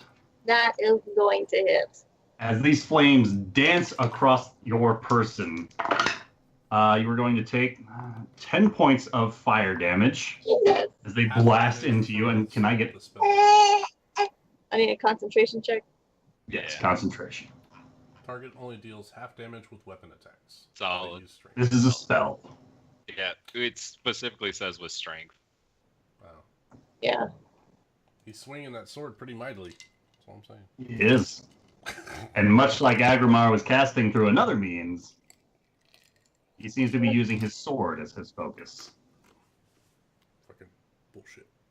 But Phelan, you manage to maintain concentration upon Xerxes as the guards fire their crossbows. Can I get everyone to roll 2d20s? I got a 10 for Darius and a 13 for big guy. Both misses. Phelan, both misses. None of my guards have hit anyone yet. That might A hit. hit on Darius. So roll me a d6. And Ted, 2 and 7. 2 and 7. Both misses. These guys seem to be very well versed in their craft as the damage continues to roll in. As Darius turns his hose-like pump onto Agrimar and looses the lever. Can I get another con save from you, please? Yeah. Hold on. I'm fixing things over here. Shit's broken. Con save, you said? Con save, please. Natural fucking 20. Take that, bitch. Nice. As the blackened smoke pours through in a much more focused beam, you take 11 points of necrotic damage Jesus. as a portion of your soul is sucked back up that tube. I hope you enjoy it, you little worm. As he himself seems to take some more damage as the necrotic energy about his form is continuing to writhe and recoil at the sight of the close proximity to Rafal's lightened blade. Phelan. I just don't know. Okay, I'm going to target him since he decided to hit me. And even though I don't think it's going to work, I'm going to try it anyways. I'm going to do probably centered here-ish so it doesn't hit Alistair. All right. I'm going to try and make him fall asleep. All right. Work. You ever go night-night? Go night-night. Oh, Phelan, Down as to you 3. focus upon that Seriously? nearby area, I'm rolling like shit tonight. after recoiling from the flame that you just had to pat out of that beautiful gown that you had just purchased, leaving behind a noticeable singe, and the smell that accompanies with it is none too pleasant. Ugh. You loose this spell, and it seems to have no effect upon the man grappled by these black tentacles, seeping, leeching off of his energy. Anything else you would like to do? Nope. what I got. Oh, Right, no, you know what? Actually, I lied. Bonus action. I want to cast Sanctuary on myself. All right. Would you like to describe what Phelan does? Feet. Like a little Cinderella, I'm gonna kind of swoop, and this little fairy dust type stuff is gonna kind of go around me. Phelan, you toss this cluster of dust, and for the briefest of moments, an elvish silhouette is present. For the briefest of moments before that dust stirs and it moves about your immediate area. Someone or something is here protecting you. Rafal. Rafal is gonna continue his assault on this gnome. Fire away, sir. Natural fucking. I'm gonna divine will smite. hit. Yeah. I'm gonna divine smite on top of that. All right. So that's 4 D8. D8 extra. Nice. So 28 damage total. 28 damage Fucking total gnome. with a magical blade. As your blade cleaves across his chest, he is looking rough. Anything else you would like to do? That's it. All right. As you take 5 points in necrotic damage, can I get one more con save from you, please? Like it matters. You guys not using like his shit to attack me. As Oh, God. you manage to maintain that, as Alistair, in the Requisitor's distracted moment, gets 2 deep plunges with his rapier into this Requisitor's armor. Don't die, Alistair. Don't die. Oh, worry not, child. Yannick. All right. As you start your turn, Darius's gaze shifts towards you and his eye locks with your own. He watches you. As you focus upon him, make me a constitution save. Oh, bastard. All right. Come on, do Constitution. Fucking 7. 7. 7 on the die. No, 5 plus 2. Oh. 7. Yannick, as his eye locks with your own, you take 6 points of psychic damage, and you find yourself paralyzed. Oh, this shit. round. Shit. And with that, the drum remains silent as Agrimar. All right. Well, I guess as a bonus action, I will move my sword. How far can you move it? What's that? How far can you move it? No, I can't. Oh wait, hold on. I'm on the ruler. Do I have? No, I don't have control. 20. So I can cast a cantrip and a spell as long as the spell's a bonus action, correct? Yeah. Okay. And second point of note, my sheet is treating my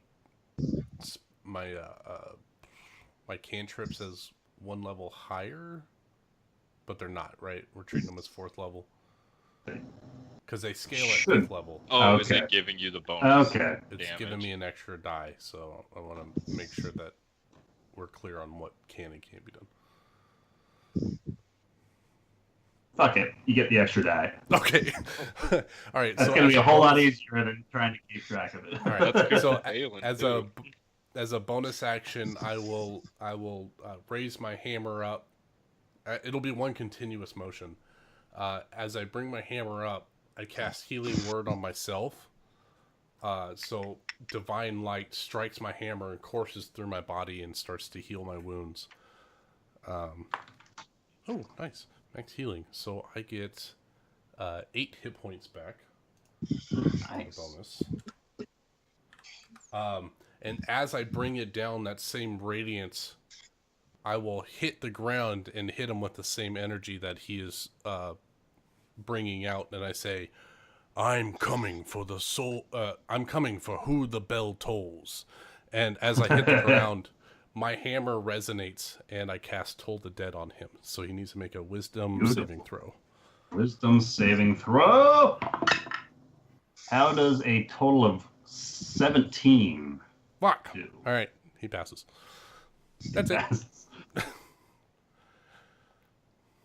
As you lose this Man, that was a good toll of a line, bell too. resonates throughout the immediate area. You still get hit points back, though. I did, yeah, I know, but it was a good line. As It's not coming for Xerxes you. It's not your time. I'm sorry. Don't hurt me. takes 2 more flaming strikes towards Phelan. Disadvantaged for a 10 to hit. Actually, a wisdom He's gotta save make his wisdom save. Yeah. for a natural 1. Fuck yeah. As he fuck you, turns his Xerxes. target towards Alistair instead, with a 10 to hit with the flaming strike, which does not hit Alistair. As the second flame strike for a total of, what was it, a 9 to hit. Wow. Dude, Phelan, you are kicking ass Point right now. blank. I'm doing shit Not over doing here. nothing. Can I get everyone to roll me their guards' shots? Okay, guards, come on, kill this gnome. Okay, I rolled a Finally, 17 maybe for the hit gnome. something. A 15. Natural 20. Okay, so All right. I got a 17 for the You with gnome. your natural 20s. 17 for the gnome. So roll me a d6, and Phelan roll me a d6. 6 on the die. Darius. Nice. And I got a 15 for Xerxes. 1 second on that. Xerxes. And 3 more.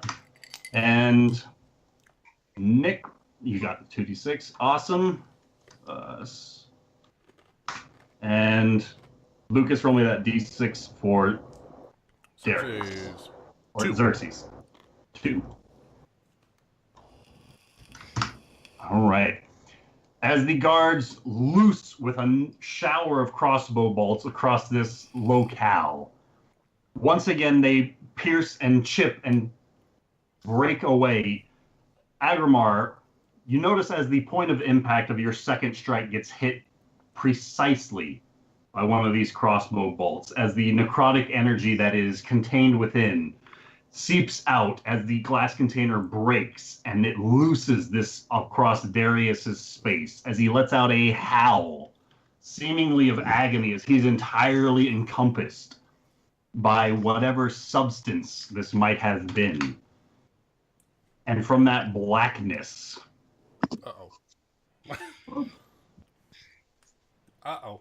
a human-like figure rises up in his space, letting loose a howl as it takes a swipe towards you, Agrimar. Does it get disadvantaged because of bright light by chance? Let's see.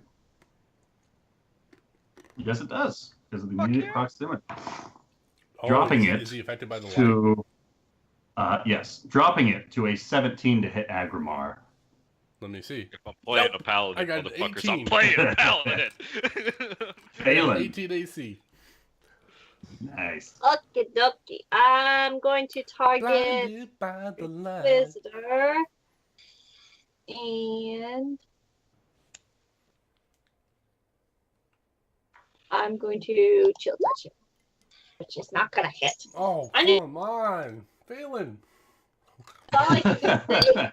Extra damage die is really helping with that, though. As you loose your spell, that presence, that otherworldly entity, seems to fade away in this brief moment. Wait. Effectively, you cast an attack, Sanctuary, you attack, and so you make lose it Sanctuary. action, it goes- Oh. Wah, wah. But But like the you can thing cast. is, Oh, what you can that was a feat, Hey. so you can't cast it again. yeah, you cast something that like your Rave Harmful Enfeeblement that spells. requires concentration, and then you Sanctuary up and just maintain concentration on it. So, Witch Bolt and then Sanctuary is a good way to go. Both those games, I don't think it'd work. Yeah. I didn't realize Sanctuary went away if I didn't attack one. So, Harmful oh, well. spells. Which I don't normally. I try not to do attack one, so that would have worked out perfectly. No. Any Well. harmful spell. Yeah, Sanctuary is definitely good if you're in a pinch. Don't worry, it's a great spell. It saved your ass twice. So Yeah. Anything else you would like to do, Phelan? We're stuck here now. We're good. Rafal. Rafal is going to. Is this like this thing looks like a shade of a human? It certainly seems to be. He's Oh, going geez. to, without fear, strike at it with his sword. Loose your swing.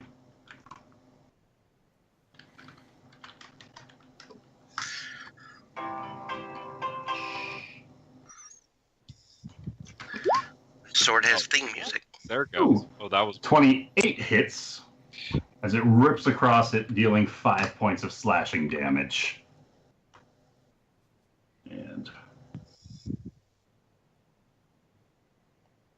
And just because you're still new, does the...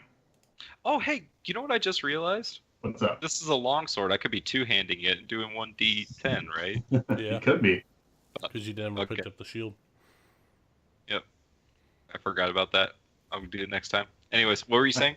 Does your channel divinity thing cause radiant damage or just the magical property, effectively?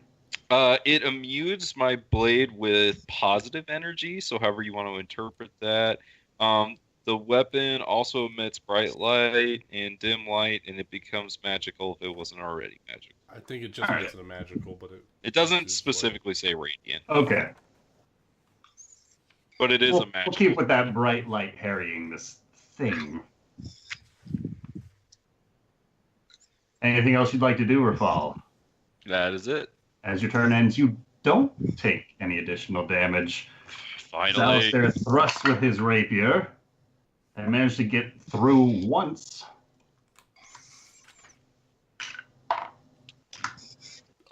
Yannick. Is no longer paralyzed. So I'm As no you longer come paralyzed. back to your senses. You are no longer paralyzed. The gnome that locked eye with you, his form has changed significantly. All right, still closest to the Effectively, queen, so I'll It's take that. still Hunter's Mark. Oh, so it's still hunter's marked. Okay. Well, I will keep on it. Here we go. Natural 19, so that's 27. 27 hits. Is this thing undead or something like that? It is Yeah. undead. I don't get any bonus for that crap. I can just sense them, know their weakness. You don't Hey, do more saying damage that- against your favorite enemy? Not the anymore. revised ranger has additional damage, but not the base ranger. Do I know a weakness this undead creature would have? Something I could do extra? Not that- Radiant damage seems to be doing fine.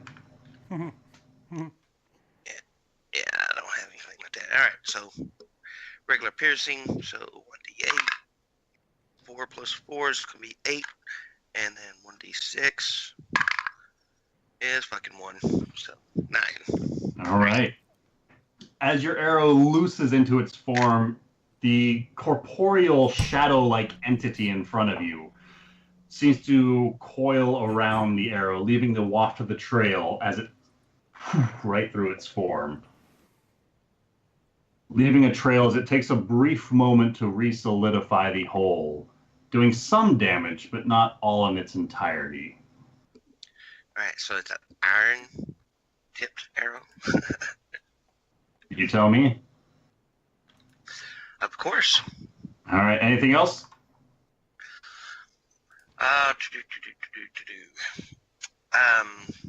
No, I'm gonna stay here. I would like to lose this Agrimar. Balin, but can I shift my hunter's mark before they're dispatched? No, I think it's Because you already rolled the damage with it, I'm going to say no. Okay. All right. Okay. Agrimar is, sorry. Agrimar is going to hold up his hammer once again and cast, his maul, and cast a healing word on himself again. Because I didn't prepare cure wounds today. So I get 6. I did put them out of spell slots. What's that? Nice. I said I did, but I'm out of spell slots. Yeah. Now we have 3. All right, so I cast that, and then I am going to take 1 step away. All right. As you step away, the creature lashes out at you at disadvantage, making that a 7 to hit. That misses. So I hold my hammer up, and I kind of do like a Thor, keeping the radiant energy from the healing word, and I swing it and throw it, essentially throw it, but I thrust it at this creature, and I cast, let's see, I would like to cast Sacred. Guiding Bolt. Oh, Can I guiding do bolt. that? Nice. I would like to do that. So it's an attack roll. I would against like for you the to do creature. that. It's attack. So it's an attack roll against a creature. Ooh, that's a 19 on the die. It's, That's gonna plus hit. 7, 26 to hit. So you're all gonna like this. It is 46 radiant damage. 46! Ooh, and I rolled really well on the die. So that's 10, 19 points of radiant damage, and the next attack roll against the creature has advantage. Well, I got some good news and I have some bad news. Yeah? Oh, The yeah. bad news is nobody's going to get that second attack against this guy because 38 points of radiant damage means, Agrimar, how do you want to do this? As I thrust it forward, instead of coming from the heavens, the light comes from me, and you see it kind of channel through my body. My body goes kind of electric yellow, and the radiant energy flows through my body, out my arm, through the maul, and directly at the shade creature. And I say, "Feel my holy power," as I release it. As Alistair, who catches sight of this, and for perhaps the first time in his life, bears witness to some sort of divine intervention. I mean, he also And he's sees just kind of Rapal, left like, aghast. standing there glowing. Right, we're all fucking Glowing's one thing, but a show like that is something else in its entirety. Anything else you would like to do, Agrimar? Yes, I am going to start moving towards Phelan. All right. That is my turn. As Xerxes steps away from Alistair, provoking an attack of opportunity, Like he cares. which he does not get through the armor, No. as he continues to close the distance with Phelan. Across the way, as he's making this trek, he swipes the sword twice, cutting and slicing through the air as he does so. Phelan, the first strike headed your way with the flames is going to be 18 to hit. The second is going to be a 21 to hit. Yes. So in total, you are going to take 25 points of fire damage as these flames sear across your person. So the first attack is going to be a... Did you say 25 points of fire damage? 5 total, yes. Oh, 25 total? 5 total. I am down. Phelan goes down as the blackened tendrils wrapping across Xerxes' form fades as he continues approaching Phelan, blade in hand. And at this point, effectively, any remaining nobles have cleared out of this area in this 30 seconds or so that have gone by, leaving just you guys, the guards, and Xerxes. As the guards loose their shots, this time, 2 shots each of the D20s headed towards Xerxes. None of mine hit. Man, roll 20 is taking forever to respond. Oh, got mine. 16 and 18. 16 does not hit, and 18 just does. Rafal, roll me 1d6. Sir. Ted, roll me a d6. 2. 2. And Oh, Nice. 1 hit, Phelan. About damn time. 1d6. 96. nice. As all Now of I these need bolts good dice, now focus that I'm upon dead. Xerxes. Some of them are still at range, and so they're going wide of their intended target due to the limitations of the crossbows that they wield. But some of them manage to find their target. How does he have a red? And with that, Phelan, as you collapse down to the ground in front of this approaching Requisitor, subdued by his flames, can I get a death save from you, please? Oh, oh no. Oh, fuck. As you find yourself stepping through a very silt-like substance, you can feel the individual grains of sand along your feet and a voice calling for you. Rafal, Leanna, I'm coming.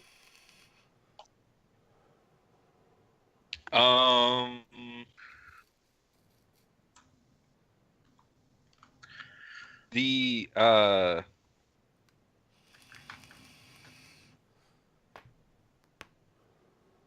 does this guard have like a ranged weapon or anything like that? he has a light crossbow strapped to his side. Is it loaded? Damn. Hold on a second. My roll 20 is. You gonna try Okay. to interact and pull up and shoot that guy? Yeah, that's what I wanted to do. Move 30 feet to that guard, grab his crossbow, load it, and fire at Xerxes.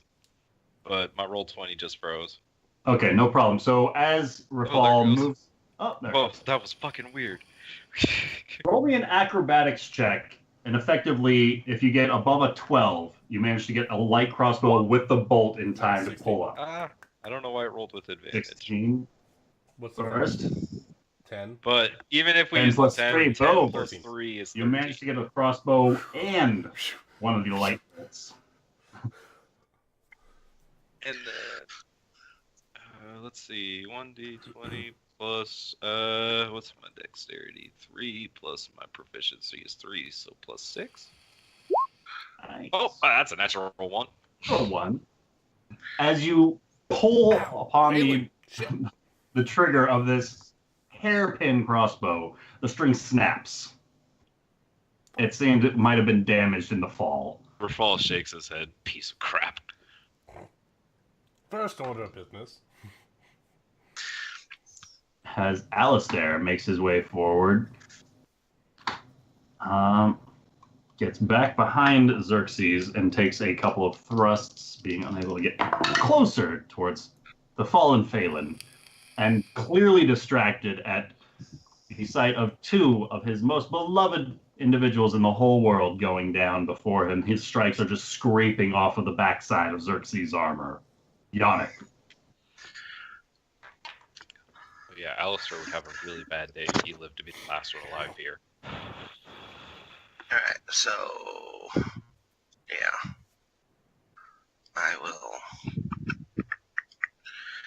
here and Bonus force action! speed, Smart. force speed lotion. All right. Taking an action, you drop yourself to your knees, pop that cork out, and thrust it within Phelan's dying lips. Roll me 2d4 plus 2. 3, 4, 7, 9. Nice. Phelan, you got 9 hit points back. Thank you. Anything else you'd like to do, Yannick? Currently, your hunter's mark is on a corpse. I moved the hunter's mark to All right. Xerxes and take. I got 5 more steps, so back 1. All right. I love the chivalrousness of the chivalry of Yannick. Oh, here, I'm just gonna step back. To be That's a really fair, big guy you got in front of you. Homeboy is a ranger. He Agripar. takes a I step know, back I and know. I prepares just his think it's bow. funny. All right, Agrimar. I Agrimar. support the move. I support the move. Yeah. All right, so Agrimar is gonna kind of do like a heroic leap-ish thing. I'm gonna come over to here, step off of the bench here, and attempt to shove Xerxes 5 feet. All right. So athletics. Low roll on his end for a total of 10. 20 total for me.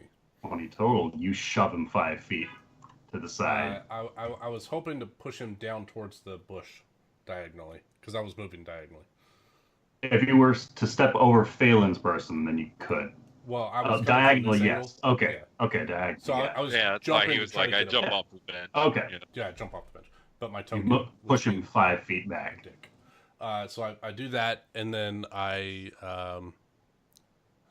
that's it. That's all I do. That's all I got. As he meets your gaze with a bit of a smirk, And I look down at him. roll me a wisdom save. Oh, As his wisdom eyes save. flare bright with this purple energy. Oh, no bueno. That's a 9. Agrimar, Yeah. this guy's your buddy. You don't want to fight him. Fuck. What are you doing? Oh, god damn it. As he points down towards Phelan, and he says, "Thrower." Okay. I'll wait till my next turn. All right. As the guards fire their crossbows. Oh, how did I forget this? Because Agrimar didn't fight this guy. No. I have aggressive as an orc as a bonus action. I can move my speed towards an enemy. Fuck. That first turn, I could have been on that guy. Damn. Oh, are we rolling for the guys, the guards? No. Both Yes. Roll. Shit. Phelan, roll me 1d6. Nice. 17 and 2 for Ted. 17 hits. Roll that. Well, their modifier hits. Roll a d6. Roll that beautiful bean footage. And it's 4. God, these dice are 4. rolling like shit. Go away. Phelan. Okay, grouchy baby. Fair warning. I'm going to stand up. I'm going to sidestep-ish, or from here I can cast this. Just let me know if I need sidestep. I'll totally do it. I'm going to cast color spray on Xerxes. Try and blind him. All right. Sorry. All right. Oh, cone. Okay. All right. Stand on the guard's body. Yeah, if I need to stand on the guard's body for a second, then sidestep again, I will. Just, Okay, so stepping over the guard's body to launch this cone of colors across this area. It sends a shimmer of hypnotic lights across the area, and once again seems to fizzle out in a rainbow-like cloud across his form, seemingly having no effect. Anything else you would like to do, Phelan? I'm good, thanks. All right, Rafal. Rafal's gonna once again pick up his sword.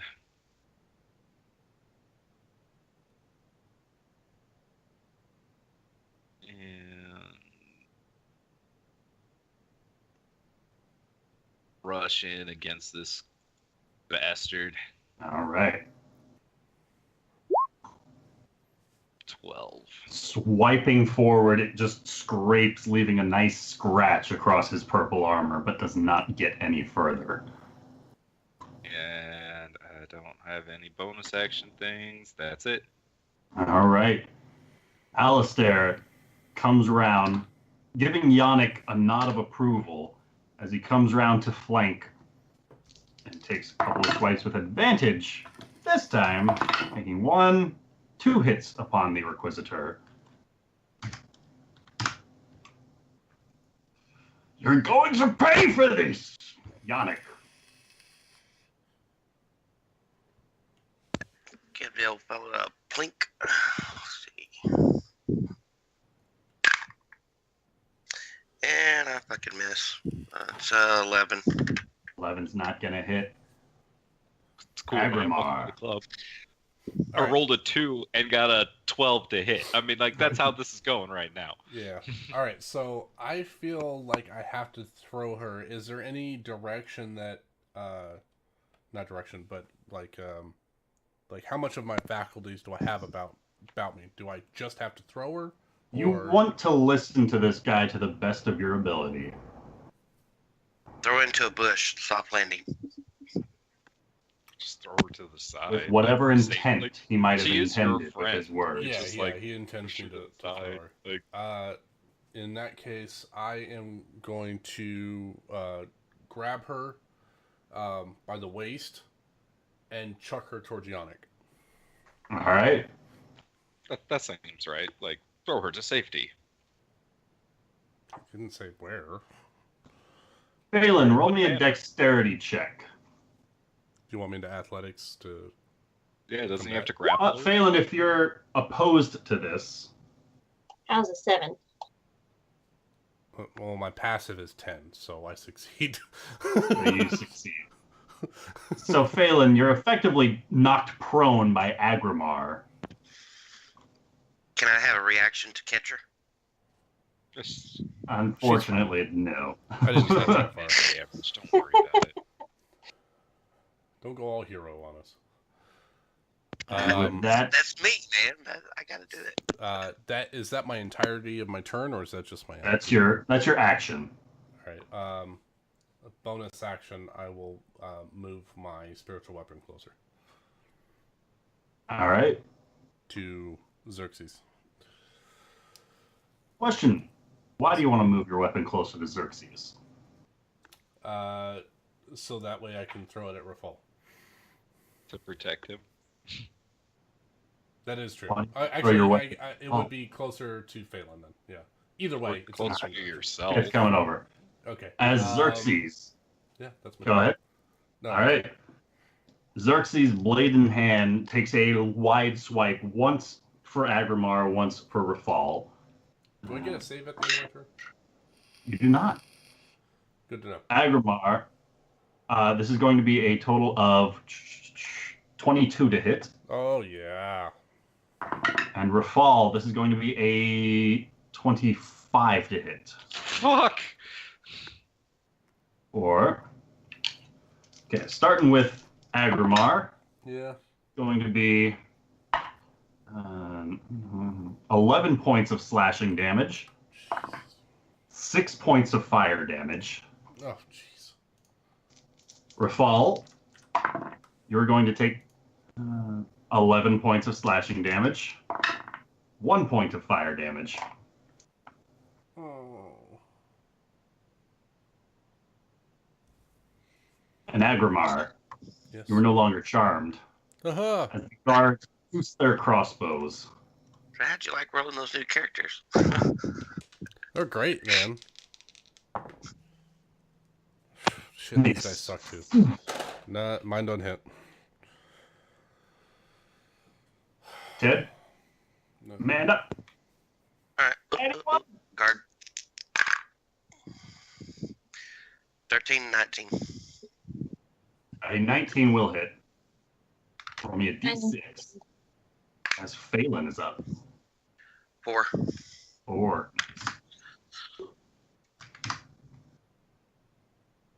Phelan.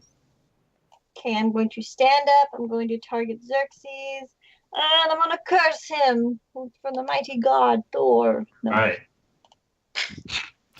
I wonder why all these Thor references come down. As you lose a bolt of lightning energy, and much like the time that you faced off with him beneath Longacre, Oh, yeah. that's most that- of it seems to reflect off of the armor and bounce about nearby, but some of it gets through to his person.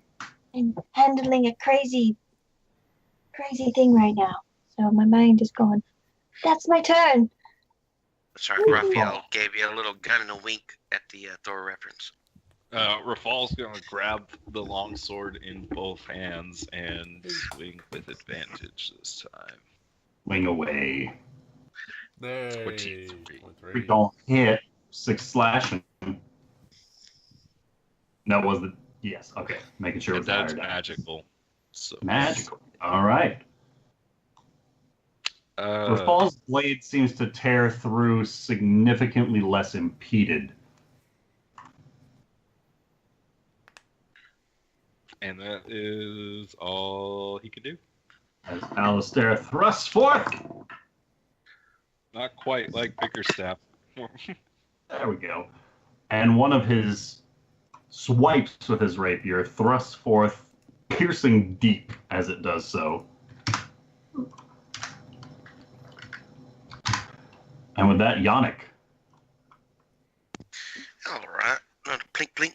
Blink, blink. 14. 14 does not hit. Anything else you'd like to do? Balin, how are you? Well, Yannick, I'm not doing so hot right now. You know, we're fighting a Requisitor, but, you know, we're doing good, I think. I don't know. Health. Do you need another? Oh, I'll survive. I'll survive. I've been much worse than this. Don't worry about me. Just kill him, okay? Got While it. they're talking Agrimar, what are you doing? All right. I am going to. I'm going to attempt to do the same thing that he did to me. All I'm right. going to cast Command on him. All right. DC 15 Wisdom.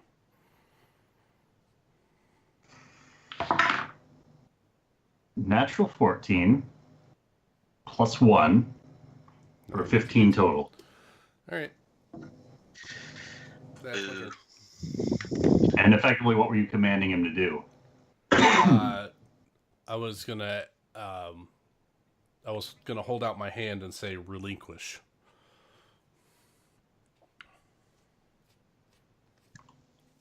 I don't think so.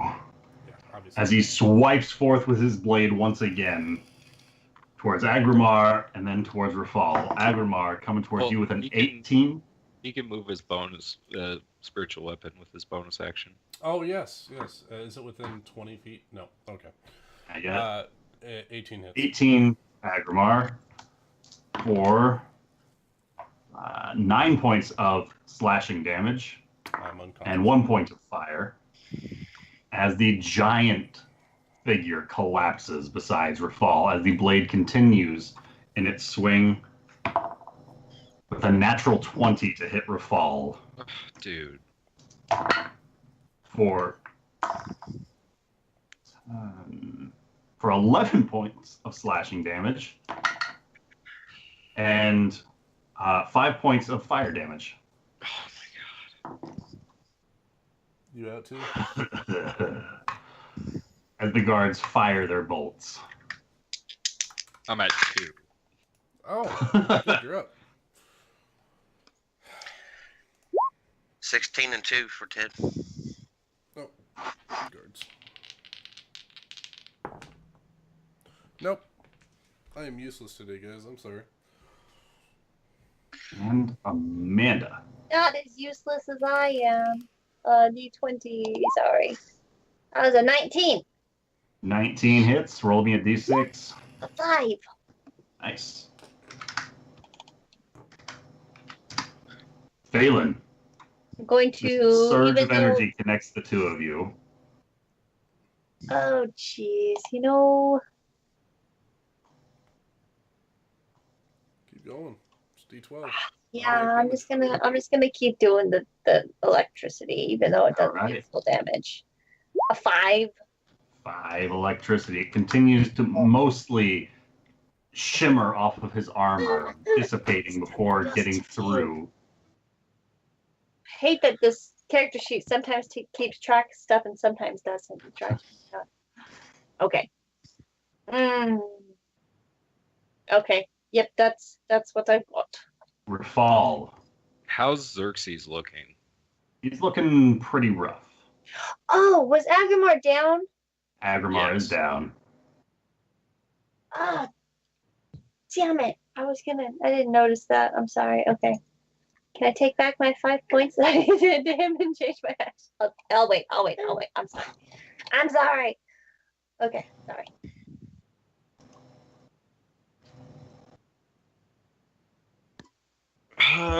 Okay, I can't take another hit from him, but What we could do kill you him. do? I've got it. All right, Rafal's just gonna grit his teeth and know that if he can kill Xerxes, he can then save Agrimar. So he's going to just yell and he's gonna strike at Xerxes. 23 hits, dealing 9 points of slashing damage as you rip into his form. Please. Anything else you would like to do? Not unless you are gonna let Rafal have a healing potion, but that's the end of his turn. I'm sure. Does he If have you got the 50 gold to spend on it. I mean, I don't know how much gold the two of us had. Like, Starting we gold got is I'll be spent. right back. I bought gear. As Alistair takes thrust with advantage. There's 2 natural 8s. There we go. Gets 1 hit in.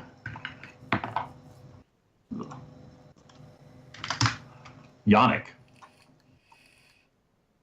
All right. My last one. I rush forward. Kill him, Yannick. Kill him. No, I'm healing Agrimar. Weird that Phelan wants him to murder Agrimar, but Get him. So 2d4 plus 2 or 2d4 yes, plus sir. 4? 2d4 plus 2. I mean, if you want to do 2d4 plus 4, we wouldn't be opposed to it. 8 total. See, I'll take it. Thank you. And I will sashay back. As Agrimar's eyes come back to the material plane Oh yeah. Sick 'em, boy. to catch sight of this guardsman turning back around and an emptied vial lying by his side. Agrimar. Agrimar. All right. As a bonus action, I will move the spiritual mace maul to the far side of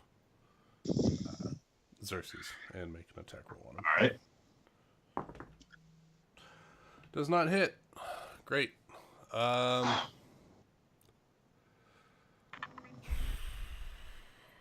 What do you do? Yeah, what do I do? I don't have shit. To the face. Then just attack him, man. Maul to the face.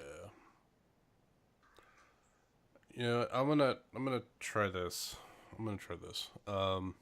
Because he's about to make one of Yeah, us but standing up unconscious next provokes an round, or opportunity both of attack, us. right? Yeah, he's not Yes. gonna miss. Yeah, so I'm not gonna do that. So from the ground, I'm gonna bring the hammer forward, or my maul forward, and All right. the gold head of the hammer starts to glow a bright brass red, and I'm going to cast heat metal on him, on All specifically his sword. All right. Yeah, get him All to right. drop it. So, double checking.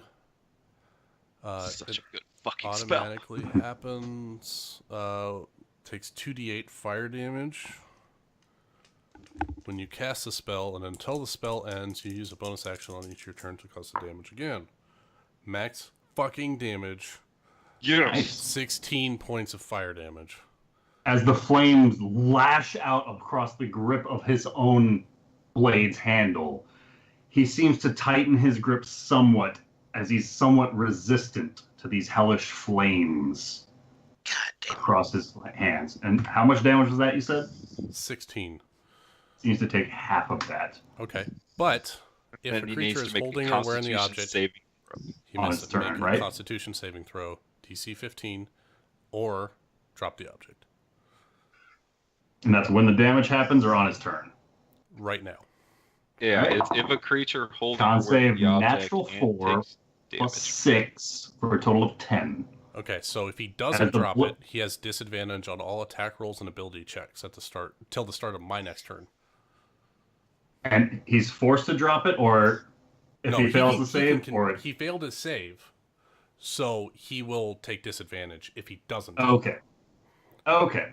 But if he drops it, it is still burning hot, so I would assume it's. As he hold on. releases hold of Makes a Constitution saving throw or drop the object if it can. So he has to Okay. drop it. So he drops, as his hands release from the pommel of his blade, it vanishes into that blackened nothingness that he pulled it from. Anything else you'd like to do, Agrimar? Do I feel my connection to that spell still working? Roll me a religion check. Hold on. I just got shit in my eye. 19. 19. You feel the concentration maintaining, Okay. though you don't see it. That is my turn. All right. Just grimacing.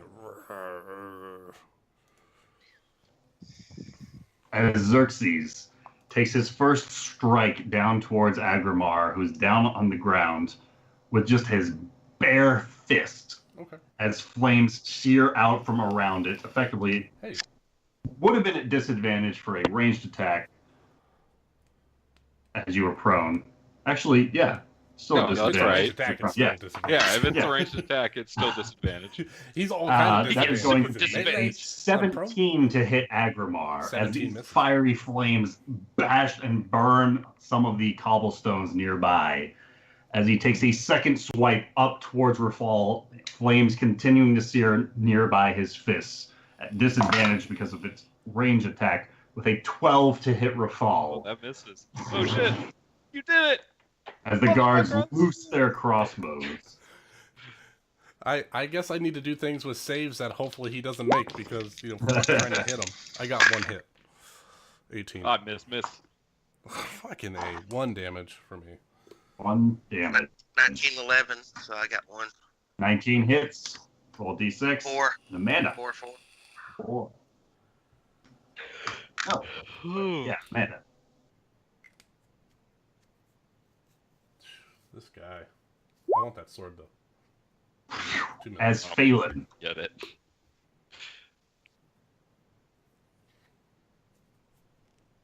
Phelan's up, and you're muted. Muted, baby. She's baby juggling. Oh my god, he's like a little heathen right now. Okay. And he's gonna continue my witch bolt. I'm not doing much, but I'm trying. For 6.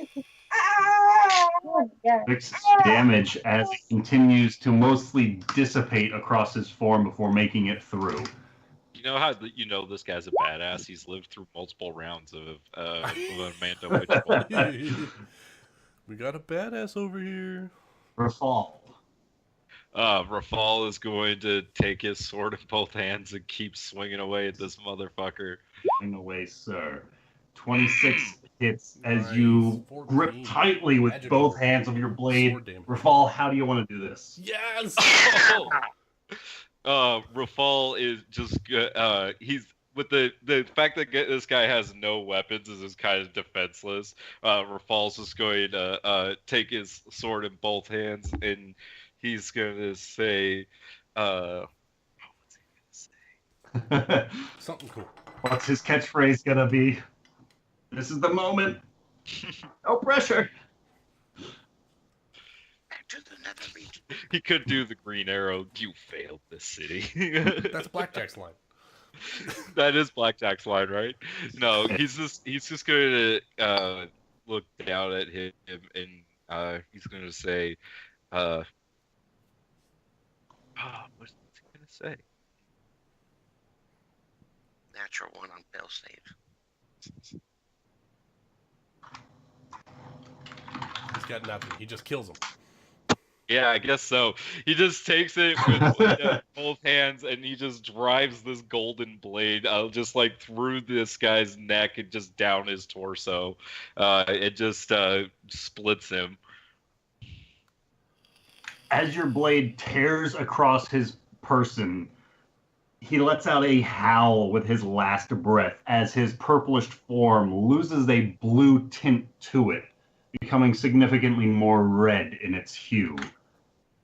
From either side across his shoulder, the pauldrons seem to grow and sprout out larger and larger, almost bat-like, talon-tipped wingtips. As he lets out this scream of agony in his dying breath, his form changes significantly into that of what Rafal would know to be a fiend in appearance. And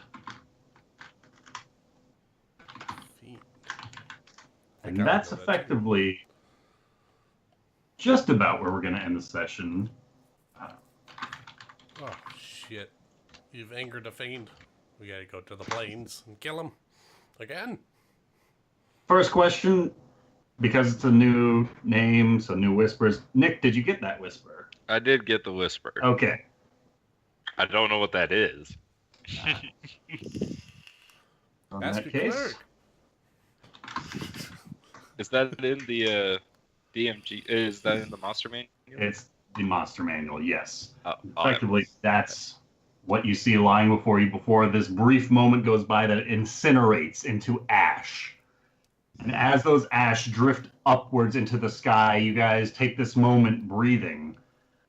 A sigh of relief as you're still alive as the sky begins blotted out with a number of purple armored figures that start swarming in up over the walls of this garden space. At least a dozen more Requisitors Now are they show up. descending upon this garden. And that's where we're going to end tonight's God, session. they're all fiends. Shit. I rushed over to check the gnome. Ransack his body. Oh my god, what a terrible night. I really all night. Oh yeah, I'm buying at least 2 steps of light. I love to stay in chat, but I gotta go, guys. Have a wonderful evening. Understandably so. I couldn't get anything to land on this guy. Well, I mean, he isn't like an anti-magic kind of a guy. That's true. But I couldn't And hit he the did little just fucking have his gnome armor creature either. working on his behalf. I mean, I hit him at the end there, but that was like when he was a devil form. It was like, I mean, to be fair, that was a really non-conventional fight. Like the No. gnome was making no attack rolls, just saves, and then That- this, oh god, that and was then this the guy worst. is a fucking badass over